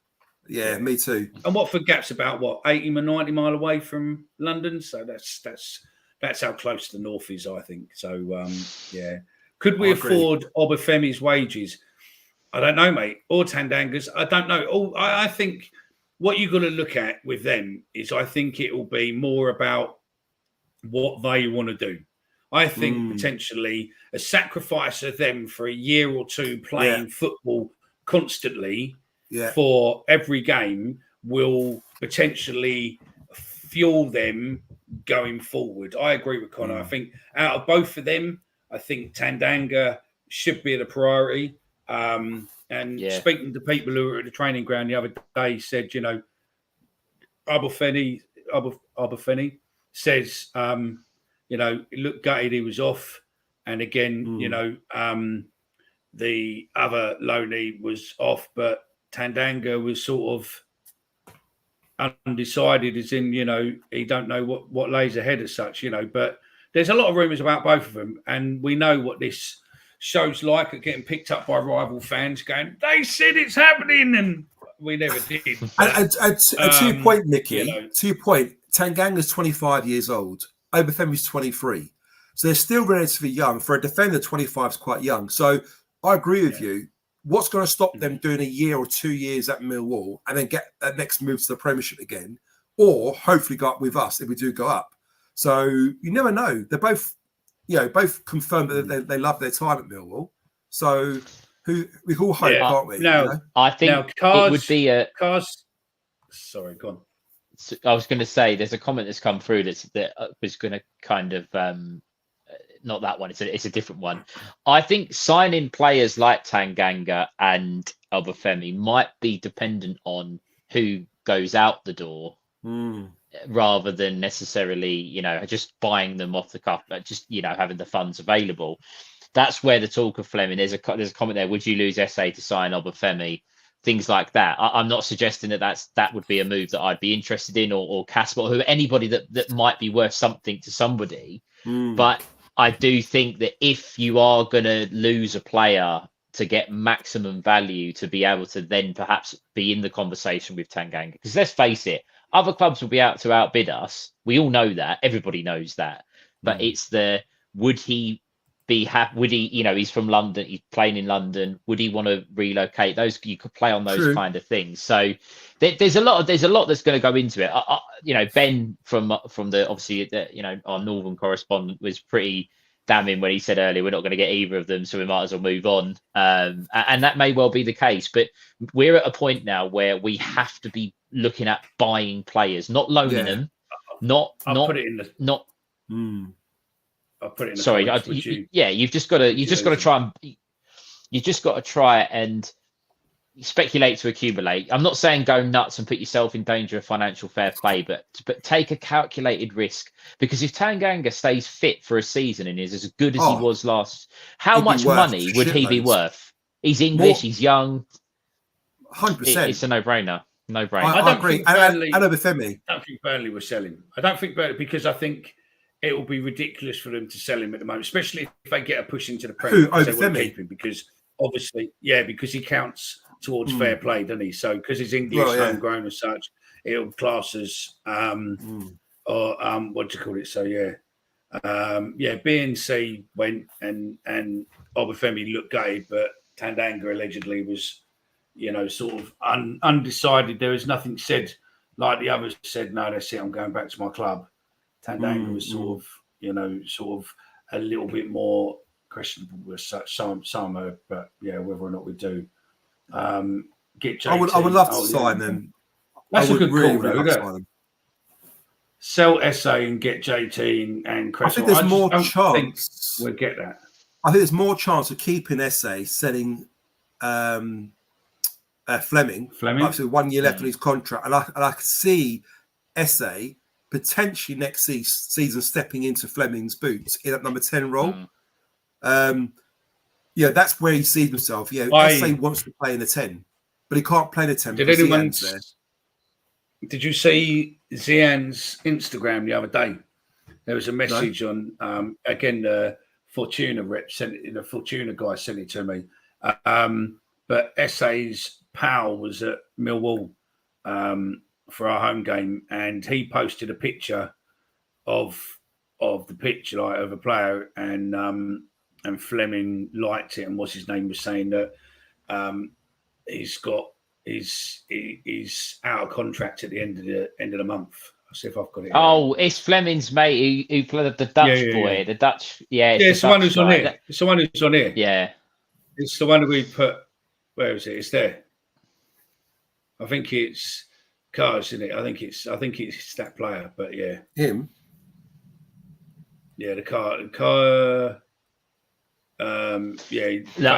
What I would say though is this summer we've already been linked with Jamal Lowe for the 40 millionth time, which is just ridiculous. It's not going to happen. Give it up. No. Kiefer Moore's another one. There's a couple of comments about Kiefer Moore. He turned us down. He doesn't want to play for Millwall, so move on and sign someone else. What I would say is there's going to be so many rumours. There's going to be so many speculations. We might just have to wait and see what happens with, as I say, the contract situations with Fleming, with SA, things like that. But what I would say is try not to get your hopes pinned on certain players. Like, we've been stuck on Charlie Cresswell now for a year and a half. It's probably not going to happen. He's got a long contract at Leeds. If Leeds don't go up, are they going to sell him to us? Probably not. They'd have to go up for him to be sold. Do you really think? Do you think Leeds are going up? Leeds aren't going up. I don't think they are, but that's what I'm saying. Why would they? If they don't go up, they didn't really want to sell him to us this year. I don't think. Maybe we didn't go in with a high enough offer. Why would they do it if we're in the same league again next year? That's it. But I think it's Joe Loves Football or something was the thing. You've still got another camera open, by the way, Stephen. Did you know that? Yeah. Yeah. I felt that Leeds show we watched last Friday or whatever it was, or was it last Friday when they were playing, mate, and we all went on the channel and abused him. Was great. But there was a great piece of what someone said on there, what said, don't know if Leeds will be able to get into the right frame of mind, where most of the season they believed that they were automatically promoted, and now to suddenly go from being automatically promoted to now having to go for the playoffs and realise that you've got another month of football. Does that affect the mentality, which I probably believe it does, and also the fact that, well, it couldn't happen to a fucking better team, really, could it? I wonder if, obviously they got Rondon, haven't they, from Spurs, who's keeping Cresswell out the team at the moment. He's only on loan. Ampadu as well. Ampadu's the other one. But where Rondon plays that right side of the back four in the centre, he's keeping Cresswell out that position. Now, Rondon's great. He was actually voted in the Player of the Year for the Championship winner this season. Now, will he go back before the playoffs start, or will they be able to extend his loan till in the playoffs? If they go up, they've got a good chance of signing him on a perm. And, of course, Cresswell might be able to go.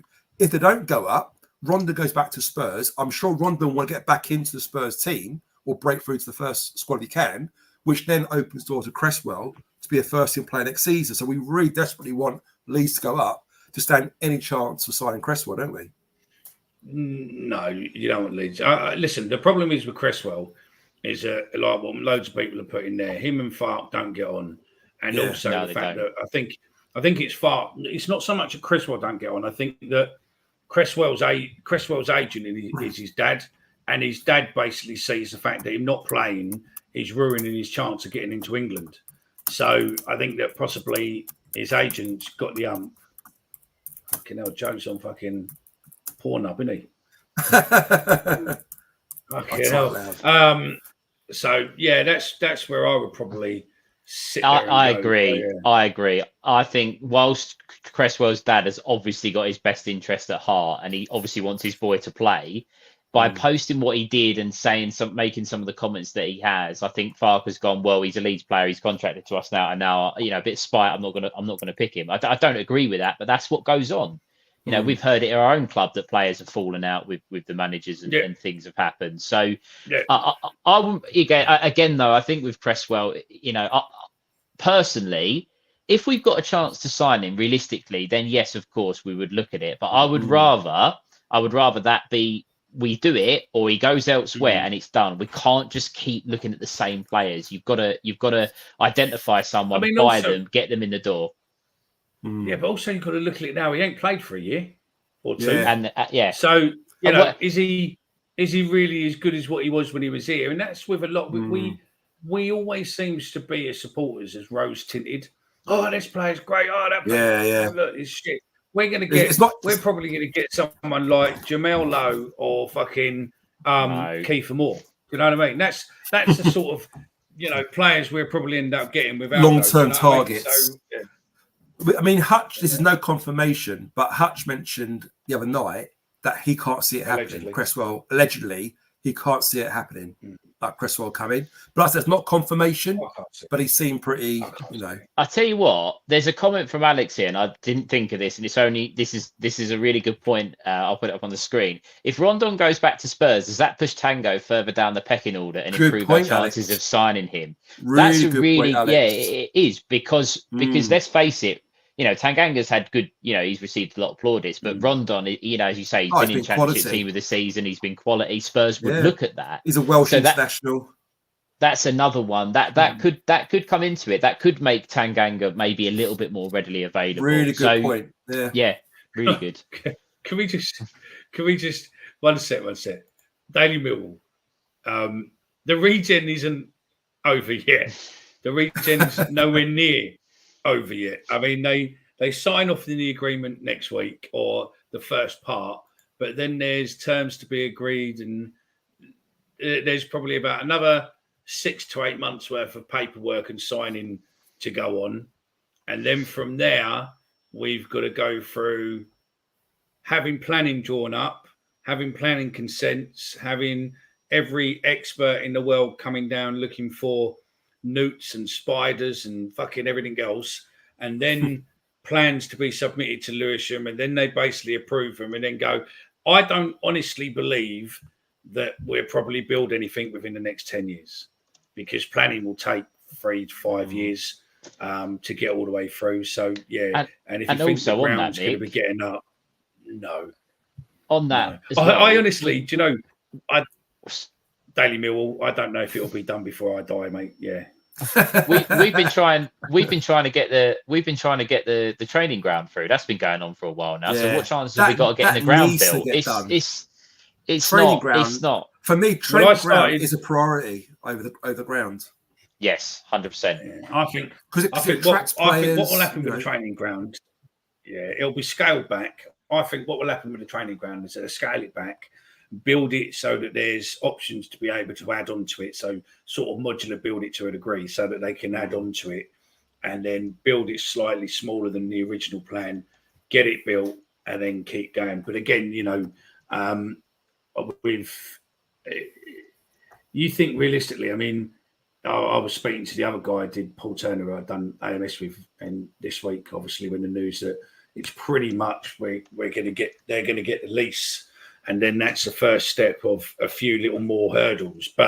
And then it's pretty much on a final run as such. And what we did was achieved a miracle. But when we first started AMS, and that was 10 years ago this February that we started AMS. Wow! That you look at it and you just go, fuck me, 10 years of my life. But originally, when we started AMS, it was designed really, AMS was coming after the MSC.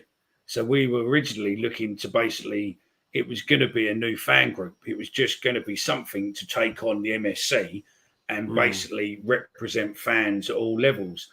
And it just so happened that the regen started as such like a year or so in, and we just felt that was our native path. And well, the rest is history. And it just become a beast, and it just fucking destroyed people like Steve Norris allegedly, and Lewisham Council, and all the people there, and all that lot. So yeah, but I think they've extended their lease at Claremont Road as well for another 5 years. So with the regen and the training ground moving to Kent, what's the ruling on signing players for academy? Is it an hours from the ground or an hour from the training ground? Because there's a rule there where you can't live more than 1 hour. Now that means we're then going to lose all the talent. We'll then lose all the talent going forward in South London, won't we? No, because the community centre is tied in with the Premier League, so they have Premier kits and other stuff. I would say there, and I would probably say that because the academy is at Bexley Heath. Yeah. It's a Blackfen or whatever. It's a rugby club, isn't it? And also the Lionesses, and they do some academy stuff. I think the whatever the name of the park is, where the Lionesses down Surrey Quays.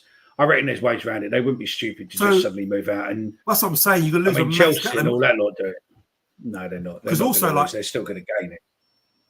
Is that because even like Brighton, for example, they only get half of the perimeter because they're on the south coast. Obviously, they can't go south; they can only go north. But luckily, like my mate's son plays for Brighton under 15s, I think it is. Good, talented player, and he lives in Surrey, which is quite far. You look at it in the map; it's miles away. But because there's a good link down the M23, way 23 to Brighton, it makes it within the hour.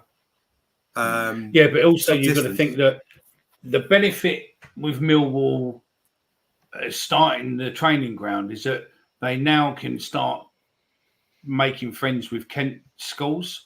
Because my boy goes to Kent. I live in Kent. My boy goes there, and they run soccer schools and stuff like that. So yeah. But can we then attract players in Kent? Because at the moment there's not a football club that's going to be able to take players from Kent. So we will get the whole Kent region. Charlton. No, there's Charlton. Charlton. That's true. Charlton and Gillingham have got most of the rights in there. But now the fact that we're going into it and we're in Sevenoaks, where there isn't actually a club associated with Sevenoaks or whatever with those postcodes, then because most of our fan base live. We'll be more attractive. Postcode. We should be more attractive, therefore, to any youngsters in that area, because they're going to pick between us, Charlton, and Gillingham, especially with a brand new training centre as well. How good is that going to be? But don't forget, but don't forget, Man United's got a London, Man City's got a London, Chelsea's got South East London. But all the Premiership teams are pretty much satellite because they run a satellite. They do something with a. But they have a. But I heard, when we've done the scout show, you'll see. But Mickey, I heard they actually buy residents. So, for example, a mate of mine, his dad was doing scouting for Man City for the last 2 years, and Man City wanted to target kids. No, he was a mate of mine.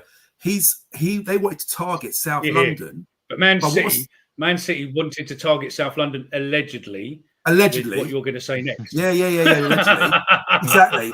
But then what happens then? Allegedly, is that they actually buy a flat or a house for the kid's family in Manchester, just so that kid can then live within an hour radius of the trainee or club, whatever, to sign that player. So that might cost them a few £100,000, but I guess that's nothing if that kid then goes to become, a really, really great player. But clubs are actually doing that, actually buying houses and moving the whole fucking family, allegedly. It's in breach of rules. It's in breach of rules, and possibly that might or might not have happened with a player what went north of the border. But that's extremes. They will go, they allegedly can go to. It's incredible, Tony, isn't it? Does that mean we get the pick of the talent from the boats arriving in Dover? Yeah, possibly. But no, I mean the football. Yeah. The football is always, what do you call it, mate? Do you know that? So yeah, I mean it's all one of those. So yeah, I am hopefully in a couple of weeks I will end up doing a show on the region and talk through the timeline and just rehash some of it. Because there's a few people that spoke to me the other day, younger listeners or younger, like mid-20s and so, who were like, what the fuck is it all with the region? What's that all about? And it's like, well, yeah, I mean, Christ, we knew the ins and outs of that. I mean, to be fair, it started way before, it started 94, probably earlier than 94, to be fair. In fact, it went back to before we moved into the new den. So, it's been going on for a long time, and I think it will still go on for a fucking long time. So, we'll get there. What was the other thing I wanted to ask or wanted to say? It was Daily Mail. It was. The other thing was Nesbitt. I think would do good. What else were you talking about? I can't remember now. Fuck me. What else were we talking about, Stephen? Hutchinson, Sav, Bart. SA got player of the season 2 years on the trot. 2 years on the trot, didn't he? Yeah. Do you think he deserved it? 2 years on the trot. Do you think he deserved Young Player of the Year this season? I don't think so. I love it. But realistically, though, who else? Yeah. Well, what's the ruling now? You've got to be under 21. So you're not you used to be under 23, but that's under 21. If it was under 23, I would have picked Longman. Longman or Obafemi. Well, personally, I would have gone with Brooke Norton-Cuffy. If you can have a lone player, Brooke Norton-Cuffy had a very good season. But realistically, if it can't be a loan and it's just within a certain age range, the only two players it can be is SA and Amaku. Amaku's not been in the squad. But Mayer's played 10 minutes. Technically, he could still. Yeah. No, he could. Yeah, he could. But it would be SA or Amaku. Amaku's been injured for a while. I don't necessarily. I think there's also, as Mickey, I think, was going to allude to, that there's clubs sniffing and there's politics at play with Remain SA. I think winning the end of season young player and all that, but allegedly. 2 years. Fuck me, we're using that word a lot. Today's chosen word is allegedly. All the algorithms on YouTube are thinking, what the fuck's going on? We're like Neil Harris's buzzword is galvanise the football club, and ours is allegedly. And we're galvanised the podcast. It's the word I got used more often. Yeah. Allegedly, I keep forgetting that. No, that's it. Baz Lee asks, will the regen mean we might get some big investment into the club? When they do the development, there will be people who specialise in that level, I suppose. There'll be a building partner to keep the costs down and stuff. But will it invest into the club? I don't know. Towards the end of it, maybe, because it will obviously make it rich. But I hope the regen gets done really soon. And some of the money, what John Berylson and obviously his family and that was put in, hopefully they get some of their initial investment, because he's put best part of over £100 million into the club. They get a lump, they get a fair lump back. And also all the buildings and stuff what they're building will end up getting rent and everything else. And then that would just end up coming into the club and help us move forward. So, that's where I see the benefit is that, if we can increase the training ground and actually start developing the younger players, what we can then end up being sold and stuff, and obviously having property and that going back into the club, then yeah, it's great. Alex Riggs says, Alex Mitchell to be sold, seen this today. Dan Riggs, tell us where you've seen it. because he's saying it's Richard Cowley, that Richard Cowley says might be sold or something. They're on this. I think it was on the South London podcast. There's a hint that he might be sold. There was also a whisper going around that at the end of season awards. I know, Joe, you were there. I don't know if you heard this. There was a rumor that that going around that someone asked someone a question about Mitchell, and there was talk that he was going to be sold, but not for the reasons that you might think.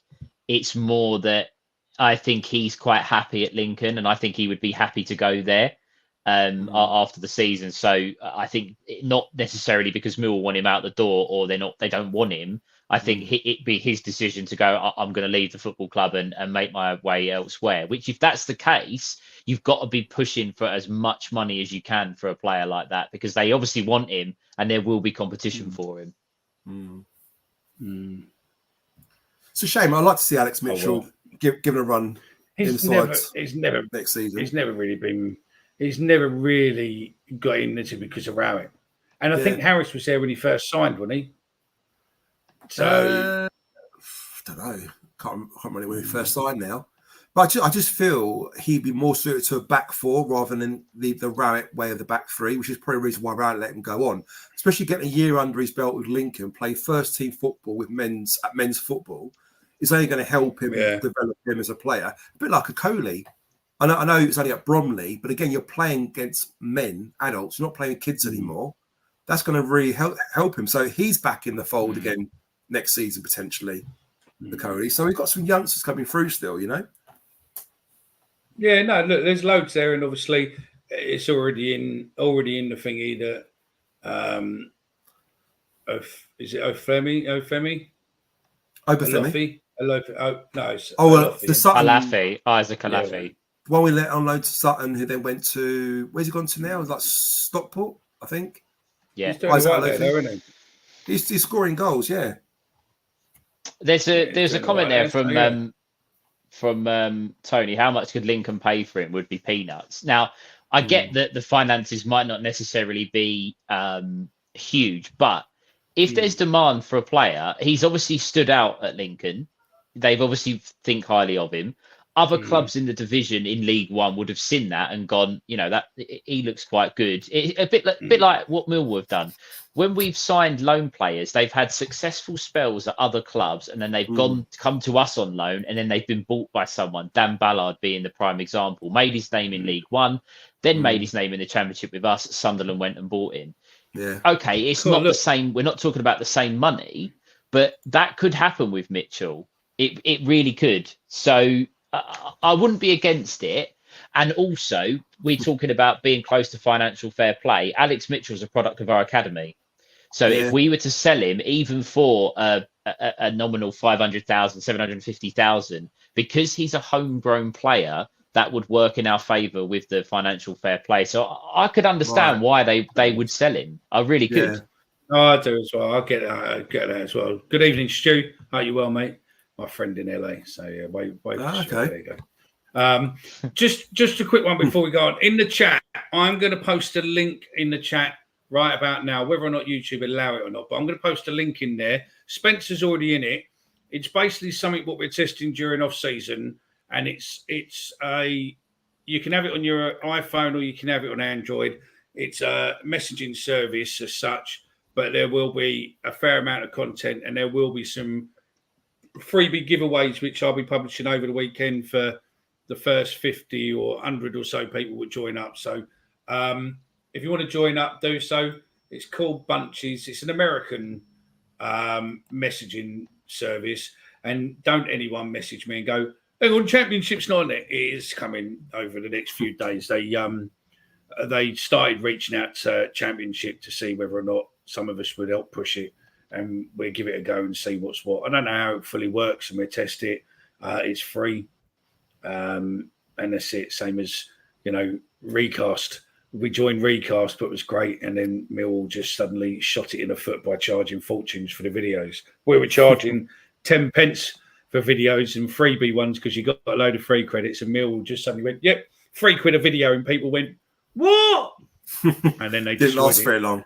after that. No, it didn't last long at all, mate. And then went pop. And then I got a fucking cheeky letter the other day saying the money what you did get out of it, unfortunately, because it wasn't over a set limit, we can't actually pay you it. So thanks very much. We're closing the account and we're moving on because they went into administration and the new company that took it over just took everyone's money and went, there you go, thanks very much. So, yeah. Oh, yeah. Lesson learned, mate. It is what it is. Naughty. So, yeah. It weren't a lot, so yeah. I'm not going to cry over it. Let's put it that way. No, but they put it to like hundreds, if not thousands, of other people, don't they? I'm pretty sure they would have done. Yeah, and then that would add up to a sum of money. I think it was about 22. It's about 22 quid over the 2 years or whatever it was. So it's not massive. Because times that by 1,000, that's like 220,000, isn't it? It's a lot of money. But when they signed you up, they didn't tell you that you needed 65 quid. You needed to hit 65 quid before. Oh, right, okay. You get anything out. So yeah, who's going to Plymouth tomorrow? Then, if you are, get on that bunches, mate, and we can have a conversation tomorrow. If you're going to Plymouth tomorrow, you're in for a bit of a shock, I think. Yeah, you ain't watching Millwall if you're going to Plymouth. Swansea. It was like, someone in the chat said it. Is it Mark? He's going. Yeah, someone earlier said. Well, someone earlier in the chat about Plymouth said that when they were at Plymouth this season, Plymouth were basically calling us dirty northern bastards, and you're thinking, my geography's we're bad. below Watford, but yeah. But yeah, if you're going to Swansea tomorrow, then good luck and let us know what time you're leaving. Because I saw that Big E talking about 5. Well, just think you're tomorrow. Yeah, you think you've got it bad. I think Hull's got Plymouth tomorrow. I think they've got. Bloody hell, that's a journey. That is, and for a 12:30 kickoff as well. They're leaving at 2:00 in the morning. Their coaches leave, or they're getting picked up at 2:00 in the morning. Jesus, bloody hell. That's fair play. It's got to be a good 8 hours on the coach. Do you know what though? If not more, yeah. Hull still can make the playoffs though, can't they? So their supporters will be absolutely bang up for that. They'll be bang up for that. Can you imagine if they go all that way and they still don't get into the playoffs? Oh God! They'll go all the way back up north again, another 10 hours. It could well happen. It could well happen, couldn't it? Say that. Look. Plymouth kids, West Ham kids, Mickey has Alzheimer's.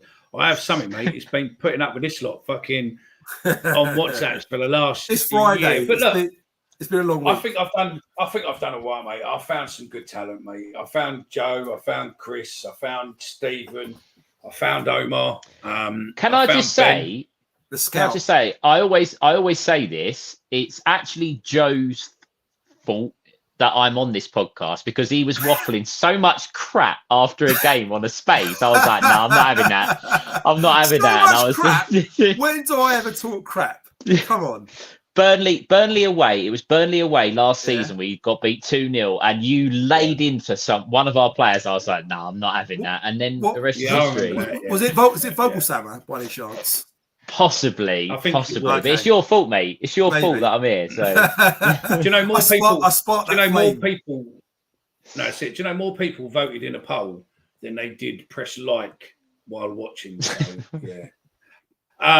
Also, those of you who are on Twitter, watching on Twitter, and there's a fair few of you, you'll be pleased to know that there is a strong possibility, more than a strong, that Spaces will be coming back next season for you guys. So that, and the reason it is that some of you like to be able to air what you want to say. Some of you don't like coming on the streams. And next year, these streams will be opened up. So those of you who want to get in, there will be ways of you being able to get on anonymously or whatever. So you can come on without your camera and have what you want to say. It's a lot easier. It will be a lot easier because the green room's going to be changed a bit. And then you'll be able to come on and we can have more people on. So next year we're aiming to do with messaging services and different things like that. We'll have a mail. We'll look at creating a mailing list. So you'll have regular stuff. There'll be a big announcement soon regarding the website where that's going next season, which I'm excited for. And I think the people who are going to be doing it are going to be great. And pretty much Player interviews as gonna well, be great. Mickey, you said, did you? Player interviews as well coming up? There'll be player interviews. We've got some players that are lining up, so we've got some player interviews and stuff. Gary Rowett said he'd come on once the legal ramifications are over. That'd be interesting. Yeah, if they get relegated, I can imagine he won't be on this show. He won't be doing many shows for a while. His podcast will go a bit quiet as well if they get relegated. He won't be. He'll be off all he won't- socials for a long time. Yeah, And it's the first time he's ever taken the club down, isn't it? It could be. Yeah. It could be. For anyone But that's it's in his interested, favour, though, isn't it? If they win, it's Who in are his they favour, playing? isn't it? Who are they playing Norwich. for? Norwich. Away at home. No, they're at home. Birmingham are at home, but they have So to. they can do it, but Norwich they have to win can. as well. But they have to win. Birmingham have to win because Plymouth can lose and still not go down. So, Plymouth got, Plymouth are at home to Hull. Hull got that journey, haven't they? Oh, of course, yeah. So Which, they're both again, playing difficult teams. Yeah. It's not easy. We've got a couple of new. We've got a couple of new comments. What I'm just going to put up, Stephen. Yeah, because I've not seen these people comment before, so you know the rules. So Louise Larch is that Larchy? I don't know. She said, "Can we talk about potentially signing Longman?" Got to, in my opinion. There we go. Great shout, Louise. Let me know in the comments now, yes or no. Would you want to sign Longman? You have about I would. You have about 2.5 minutes. Do it now. 6 weeks ago, I'd have said no chance. You know what? I said it right from the off. As soon as I started seeing Longman play for us, I said straight away we should sign him. Yeah. Because he's all about Millwall. He works hard. He's at a good age. He tracks back. You know, there is a bit of end product there as well with his crossing ability and his shooting. Yeah. So I'm just glad that he's really come to form in the last few weeks. And he wants to join us, doesn't he? In any videos he does, any interviews, he talks about how much he loves the fans. Even at the end of season awards, guys, when they got him up for the best goal of the season. Everyone is saying yes. Everyone. Peter Sullivan, Dan Riggs, Dan Riggs don't really know fuck all, but Mike Roberts, Alex S, Tony W, Chris Brown. He's even said yes. Big E's getting up at 5 a.m, I think, to go to Swansea tomorrow. Michael Fair play, Big E. Stu B. Yeah, Stu B. I don't really take what he says. Is he actually American or is he actually an English guy living in America? No, it's an American guy. He's an English guy living in America. All right. So he knows a bit about football then. Yeah. But he knows a lot about football. He watches our games every week. Okay. So, and plus his boy plays loads of sport, including soccer. Soccer.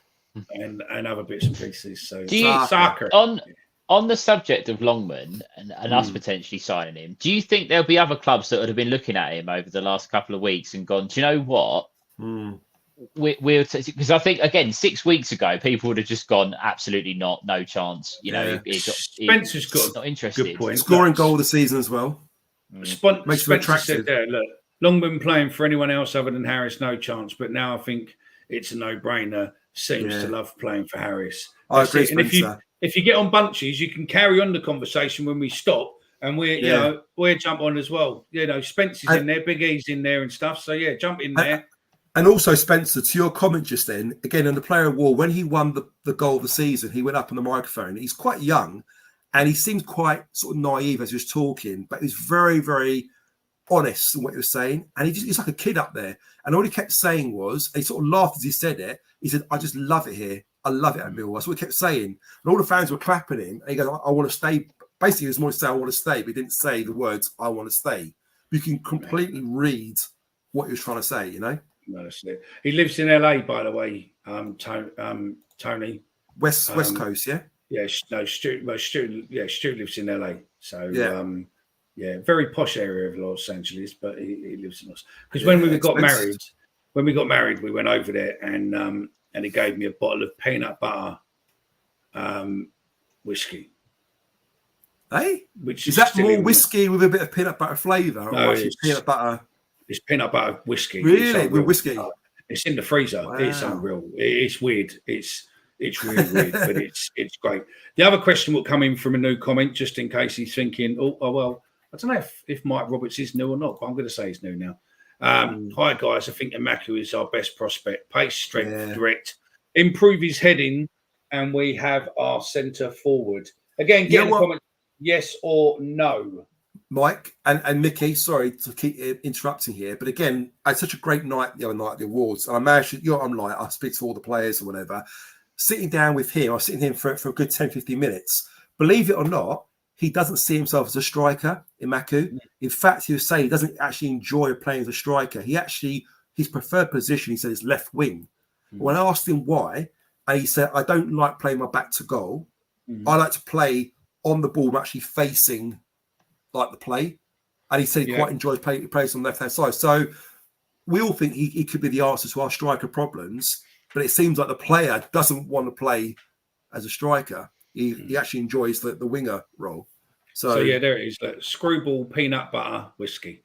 And I managed to get it back from the States through their dodgy through customs plans and round Vegas and everywhere else without it getting broken, and that's sitting in my freezer.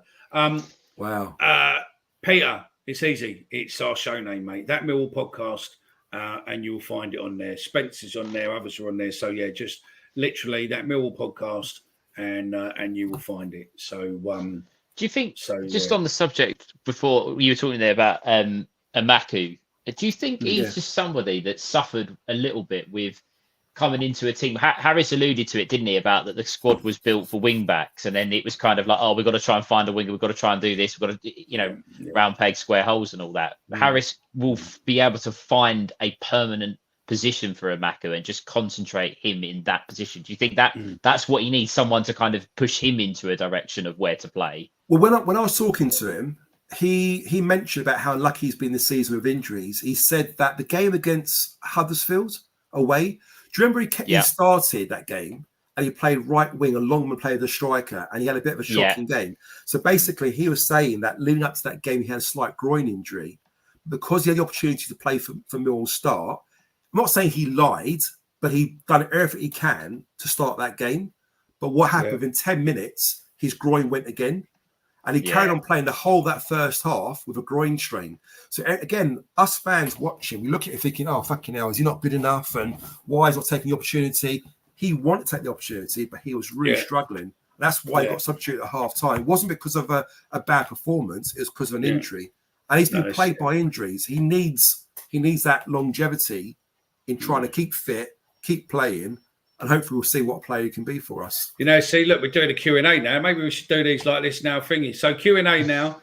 The question has been set by you boys. You're all right for now? Do you want to go? Yeah. Okay, I'm good for a bit longer, yeah. Okay, no worries. Right, next question then is from Alex S. And that question is, does Wes Harding have a future at Millwall? Again, I feel bad keep answering these questions, Mickey, but I've only because I spoke to him the other day and I talked about this as well. So basically, he wants was to it play... the end of the season? Yes, end of season awards. So he wants to play for Millwall. He wants to get into the first team next season, but he held his hands up. He said, "Look, I'll not be funny." He said, "But Tanganga's been brilliant." He said, and they're all playing well. And he kind of almost said, "I can see why I can't get into the team." But I'm really, really going to push him to get into the team next season. And I get the feeling if he doesn't get into the team next season, he may be put out on loan, or it could be, he might have to leave, whatever. But we signed him, didn't we? Yeah.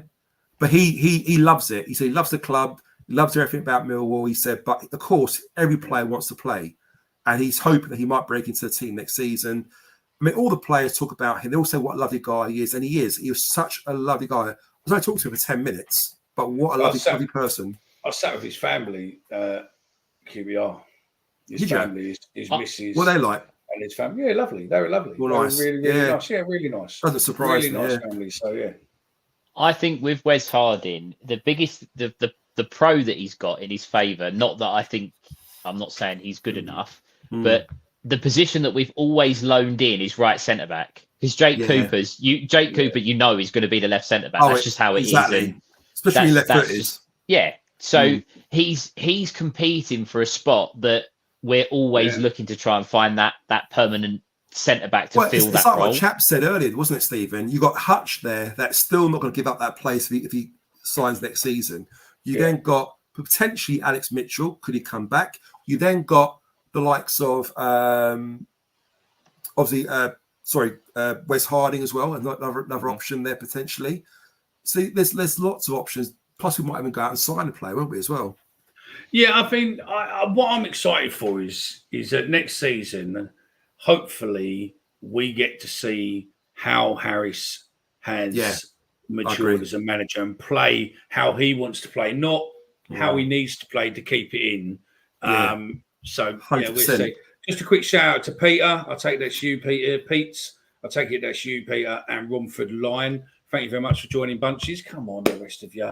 The link's there. It's easy. Just click on it on your phone, mate, and job done. You're there, mate. If you want me to put a QR code up at some point, I will do. Or just go on our Twitter, and I'll tell you what, I'll pin that comment for now so that you can just get straight to it. It's if you go on our Twitter, or if you're watching on Twitter, rather than you searching, our pinned tweet is the link what will take you onto Bunches, and that's where we'll be continuing a lot of conversations going forward once all these guys join it as well.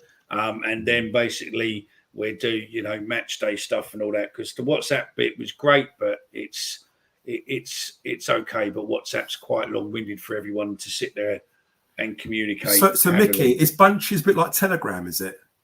No, Bunches, I think, is pretty much like a private version of Twitter to a degree. That's what it looks like. You can do polls, you can do videos, you can do all sorts on it.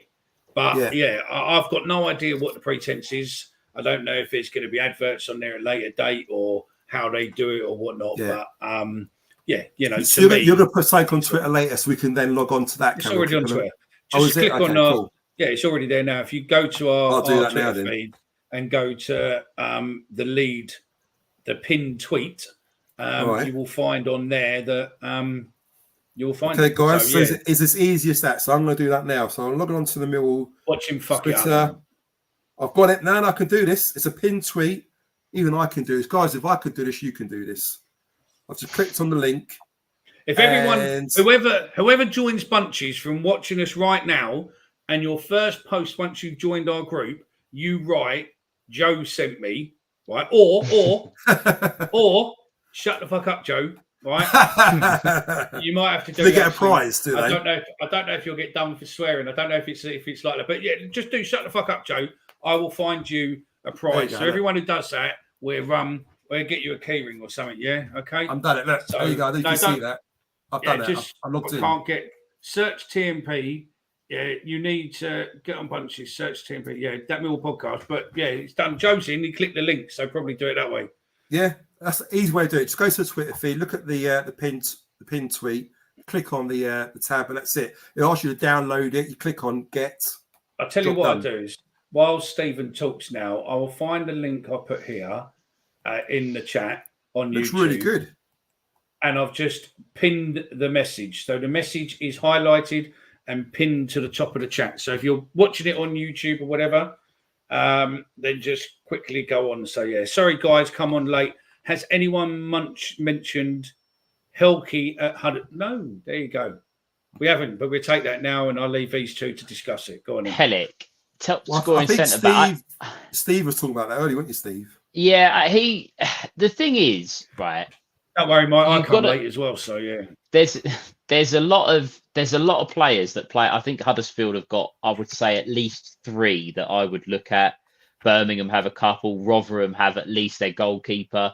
But the issue is that when teams get relegated, they're the ones that everybody goes to. They look at the top players are snapped up because they inevitably do have stronger players. Hellick, top scoring centre back. What I would say, Wes Harding come in and scored a couple of goals, and everyone thought he was the best thing since sliced bread, including some of us. And we've realised that just how bad he actually is in comparison to how good Tanganga is. So does a goal scoring centre back make you a good defender? Would it improve us? Would it help Jake Cooper? That I don't know. But I think Huddersfield, Hellick, Sorba Thomas, who I think is a really good player at this level, and Radoni, who I think is an excellent footballer. He's quality. He is an excellent footballer. So again, worth looking at. Again, if a deal can be done, but it's whether a deal can be done. That's the thing with us, isn't it? That's it. Well, the first person has come on is Johnny Millwall, and he's posted, "Shut the fuck up, Joe." So he's the first one with a key ring. So yeah. Come on, I'll give. What shall I give away? I'll give 10 key rings away. Whoever the first 10, or even if you've already joined and you post now, "Shut the fuck up, Joe," you will still be counted. I'll give you a fireball sign, and then I will drop you a message and we'll get your key ring sorted. So yeah, do Leeds have a bunches group? Do Leeds have a bunches group we can all join? I don't know, possibly. Gary Miles is all there. So yeah, listen. As I said, I've got no idea how it works. I've got no idea that if they start spamming us, and we'll be off it quicker than we're not. But you know what? It's a new thing, and we can play with it. And you know, it's good fun. Now, what I want to know with Joe Bryan, what Michael Dunn's just put there, be a first choice pick if fit next season, maybe. But what I want to know is he going to get a coffee sponsorship deal or bring out his own product? Because I was told that even yesterday when he turned up at the Den, he had phone, keys, a little box of food, and a takeaway coffee. I mean, I don't think I've ever seen him without a coffee. I didn't see that, but that's a bit ridiculous. That is, isn't it? That is a bit silly. I'm going through the teams on this bundle thing, and you can't follow Millwall there, can you? Bungle? No, it's not there yet. It's coming. Oh, is it? Bunches, it's called. But yeah, but Millwall is coming over the next couple of days. I'm speaking to the admins, and they're coming because it's an American sport. They've obviously they still call football soccer. And obviously there are a lot of American football. Those of you like, for instance, Chris Brown, who likes American football, then you'll find that there's loads of American football on there. Yeah, I saw that. There's loads of that, but the championships will come. So yeah, they are coming shortly, and then you'll be able to do it. But I think that it's just I think what they do is it's a way to create conversation rather than on Twitter. And also the problem is with Twitter, you can't have that steady conversation without maybe some idiot jumping in. You can have some idiot jumping in here, but it's a little less noise than what you've got with Twitter and Instagram. Because the problem is now we've got 8,500 followers on Twitter. A lot of the time, and I'm not being rude, if you don't tag us, and that doesn't always work, but sometimes I might not even see your post. It's quite weird how Twitter works now. It's strange, but and the notifications are just not. So, the notifications on Twitter are just naff as well, aren't they? You don't get hardly any of them come through anymore. But do you know the thing on Joe Bryan is the crypto and the porn as such, and the amount of people in Africa who suddenly love Millwall, I've never met in my life. I mean, I don't mind. It's good exposure for the pod when people retweet stuff. But it's like, people coming back going, Millwall's super, and that Millwall podcast is brilliant. And you're like going, mate, I don't think you've ever listened to us. Because if you have, you wouldn't be saying it's really. So, yeah. They are quite funny, those comments. But they're robots, I take it. Are they bots? Those comments? I've got no idea. Yeah, I would say they probably are, but I don't know. So, yeah. Right, I'm officially in bunches. I've done it. Excellent. There you go. Brian, a star at Bucks. There's a joke in there somewhere.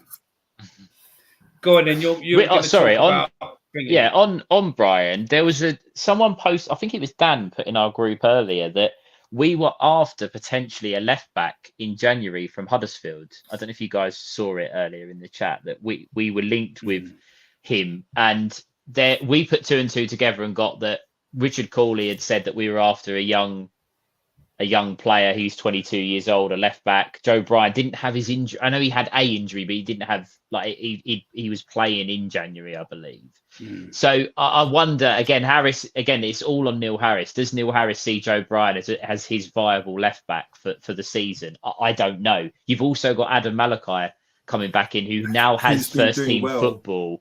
Who has been doing well, admittedly at the bottom of League Two, and I understand that is different, but you never know. And a struggling team as well, Stephen. Don't forget. But they are. But Morrison, to his credit, and Sutton, they were dead and buried a long time ago, and they took me to the final day. So Morrison got them playing, and Adam Malachi was a big part in that. So and he scored their goal of the season, didn't he? As well?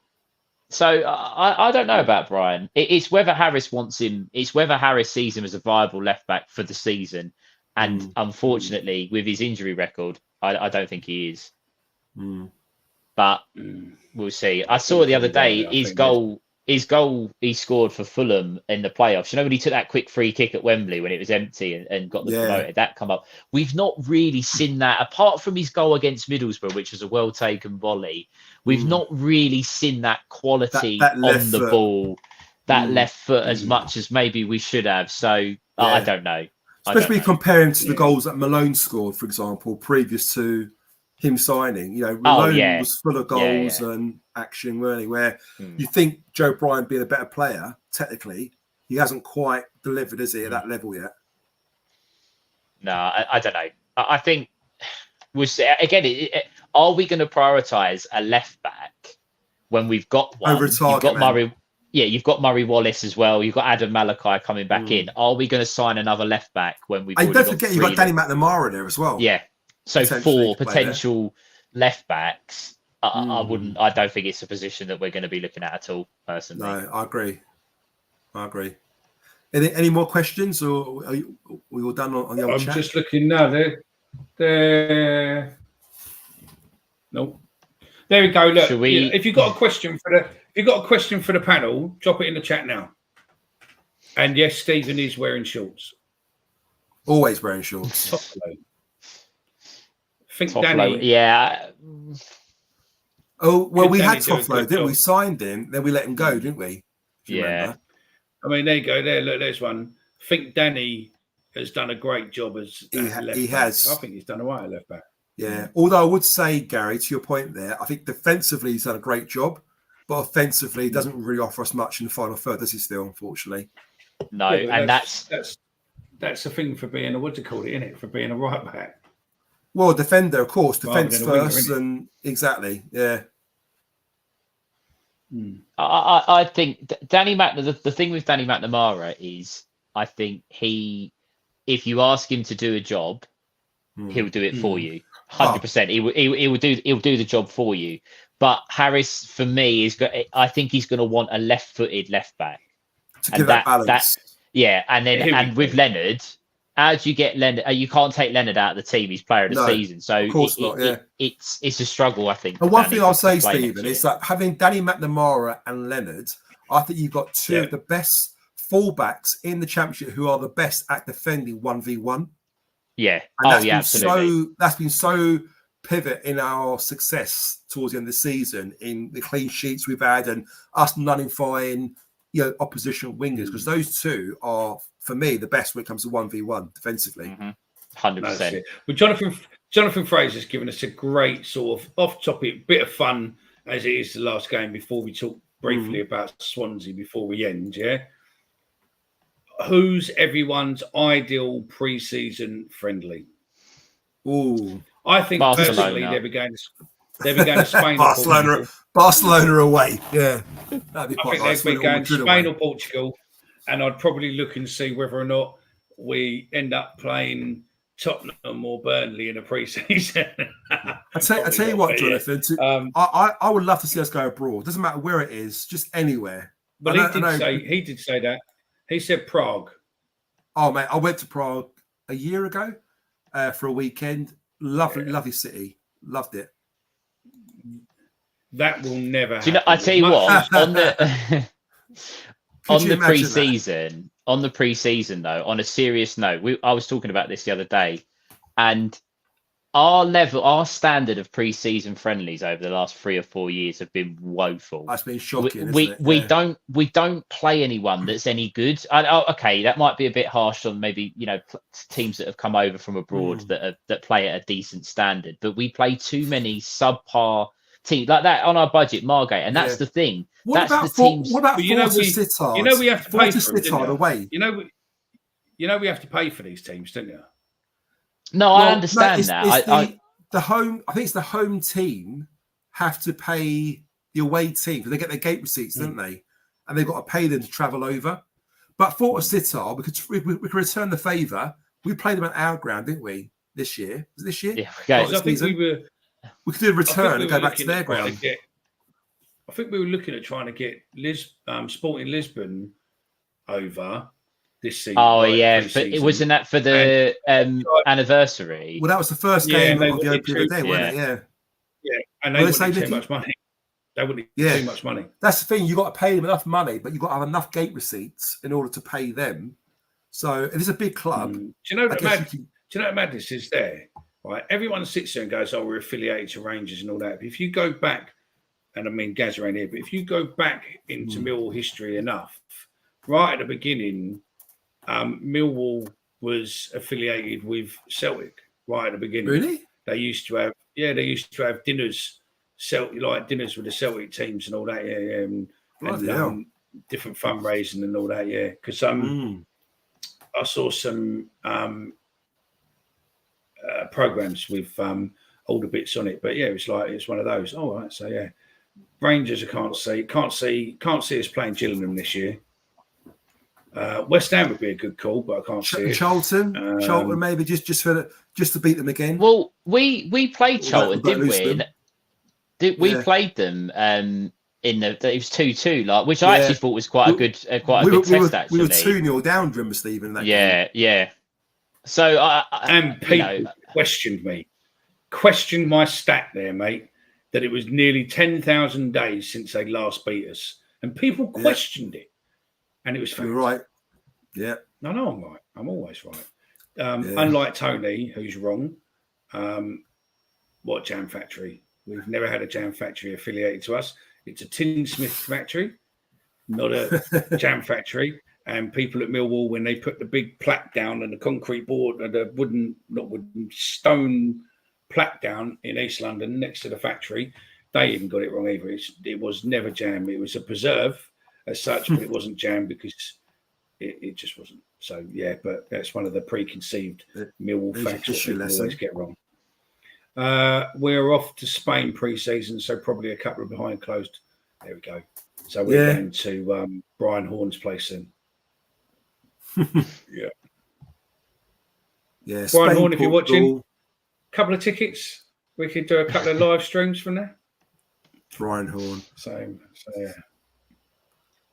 I absolutely ruined them by Millwall was accident. founded by workers from Dundee and Aberdeen in the JP Morgan factory. Yep, but it still wasn't a jam factory. Next question. So, yeah.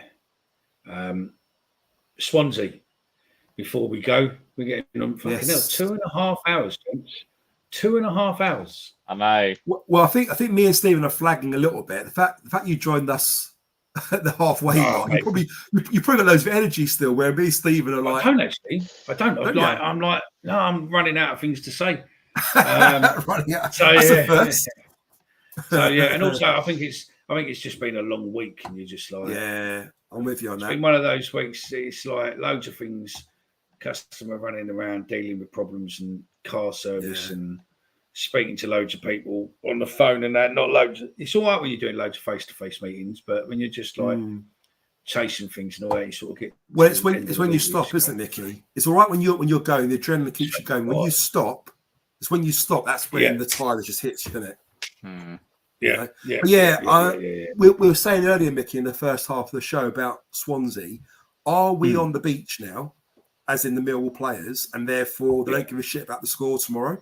Or do you think they're going to go for it because it's Tanganga's last game and they want to send off the players and go on a high, maybe? I don't know. What's your thoughts? I think they will go for it to basically just have a run at it. Yeah, I think they go for it because don't forget, I mean, if you go into it too deeply, don't forget Harris is Cardiff, was Cardiff. Yeah, that's true. So you're sort of like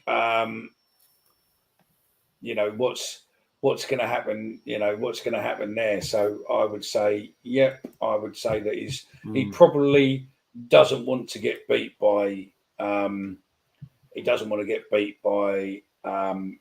rival Welsh team. No, so I think they will go for it. Absolutely go for it.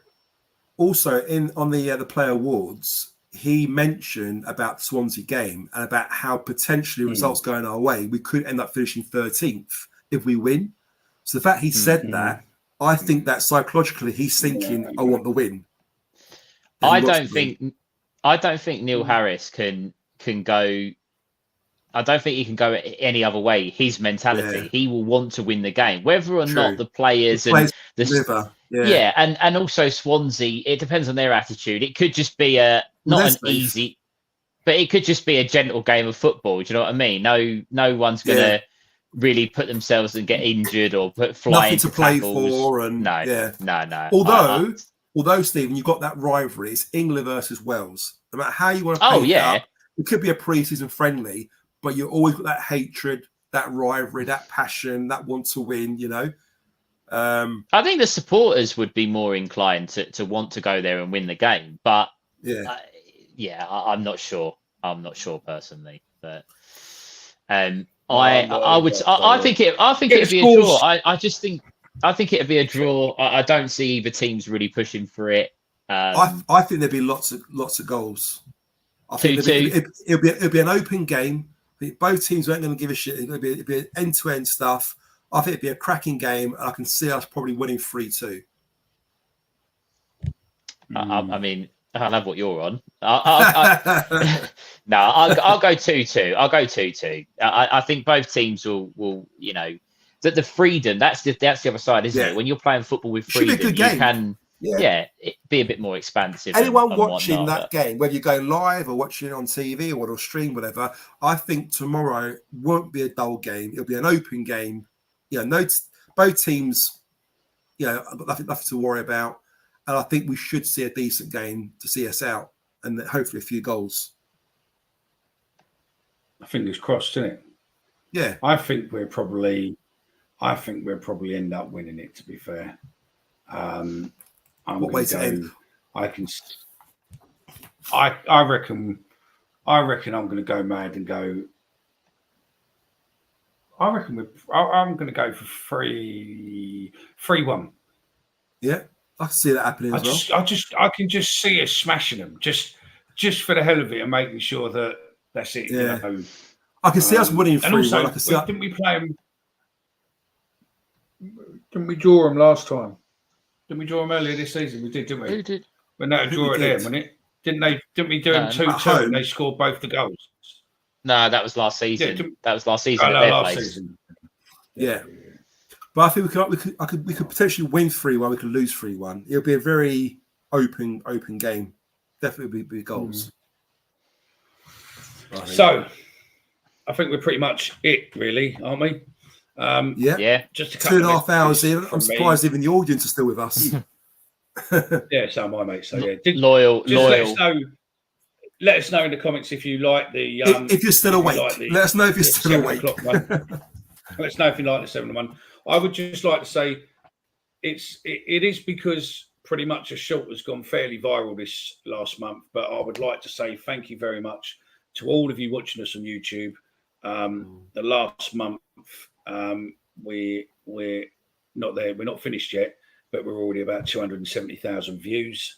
Which is absolutely fantastic, and thank you very much.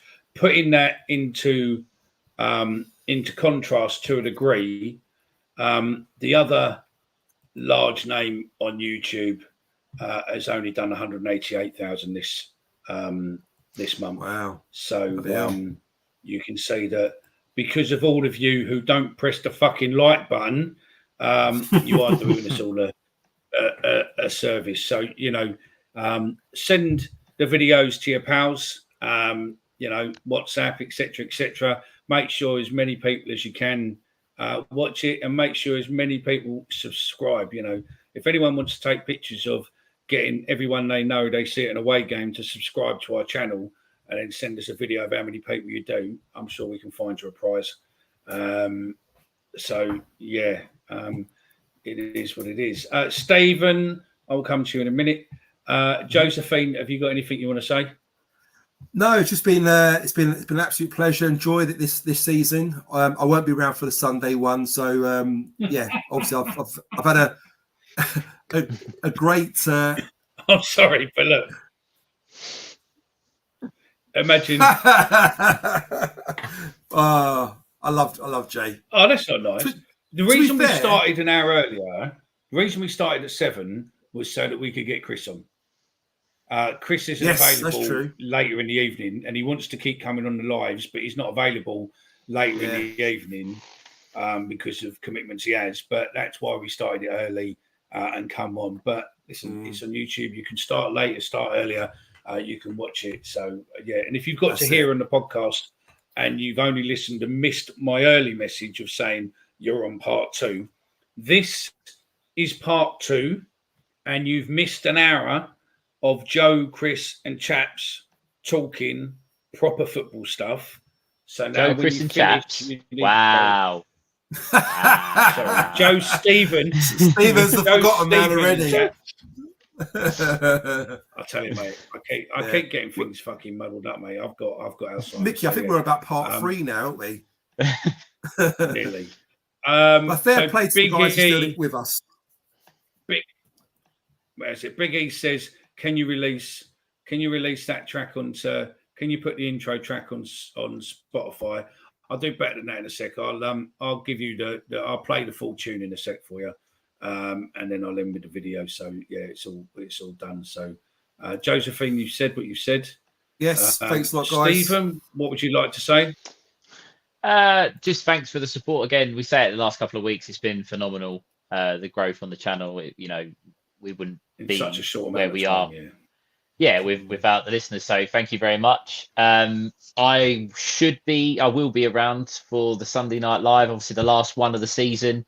Hopefully the Lions can finish with a win. But if you're not on that one or whatever, we'll have some content for you over the summer. But thanks for sticking with us. Obviously, Joe and I have been now going for 2.5 hours, so we appreciate you sat with us and digging in with us. So cheers. I need Jay's Red Bull just to keep me going to the end. That's it. But this is my singing voice in full, okay? And then I'm going to end with the intro video, okay? Lockdown defense, falling Millwall, ain't no freeze, but we'll all stand strong behind our team. No one likes us, but we don't care. We're that Millwall podcast. Loud every Friday night right here. Legends like Jimmy Abdul, Teddy Sheringham, and the kitchen of two. Super Neil Harris, a fucking legend too. Through the good times and the strife, we support the Lions all our life. This ain't no place for fancy feet. This is fucking Millwall through and through, located on our very own John Benison way. Let them all come, let them have their say. Millwall till we die, that's the Lions way.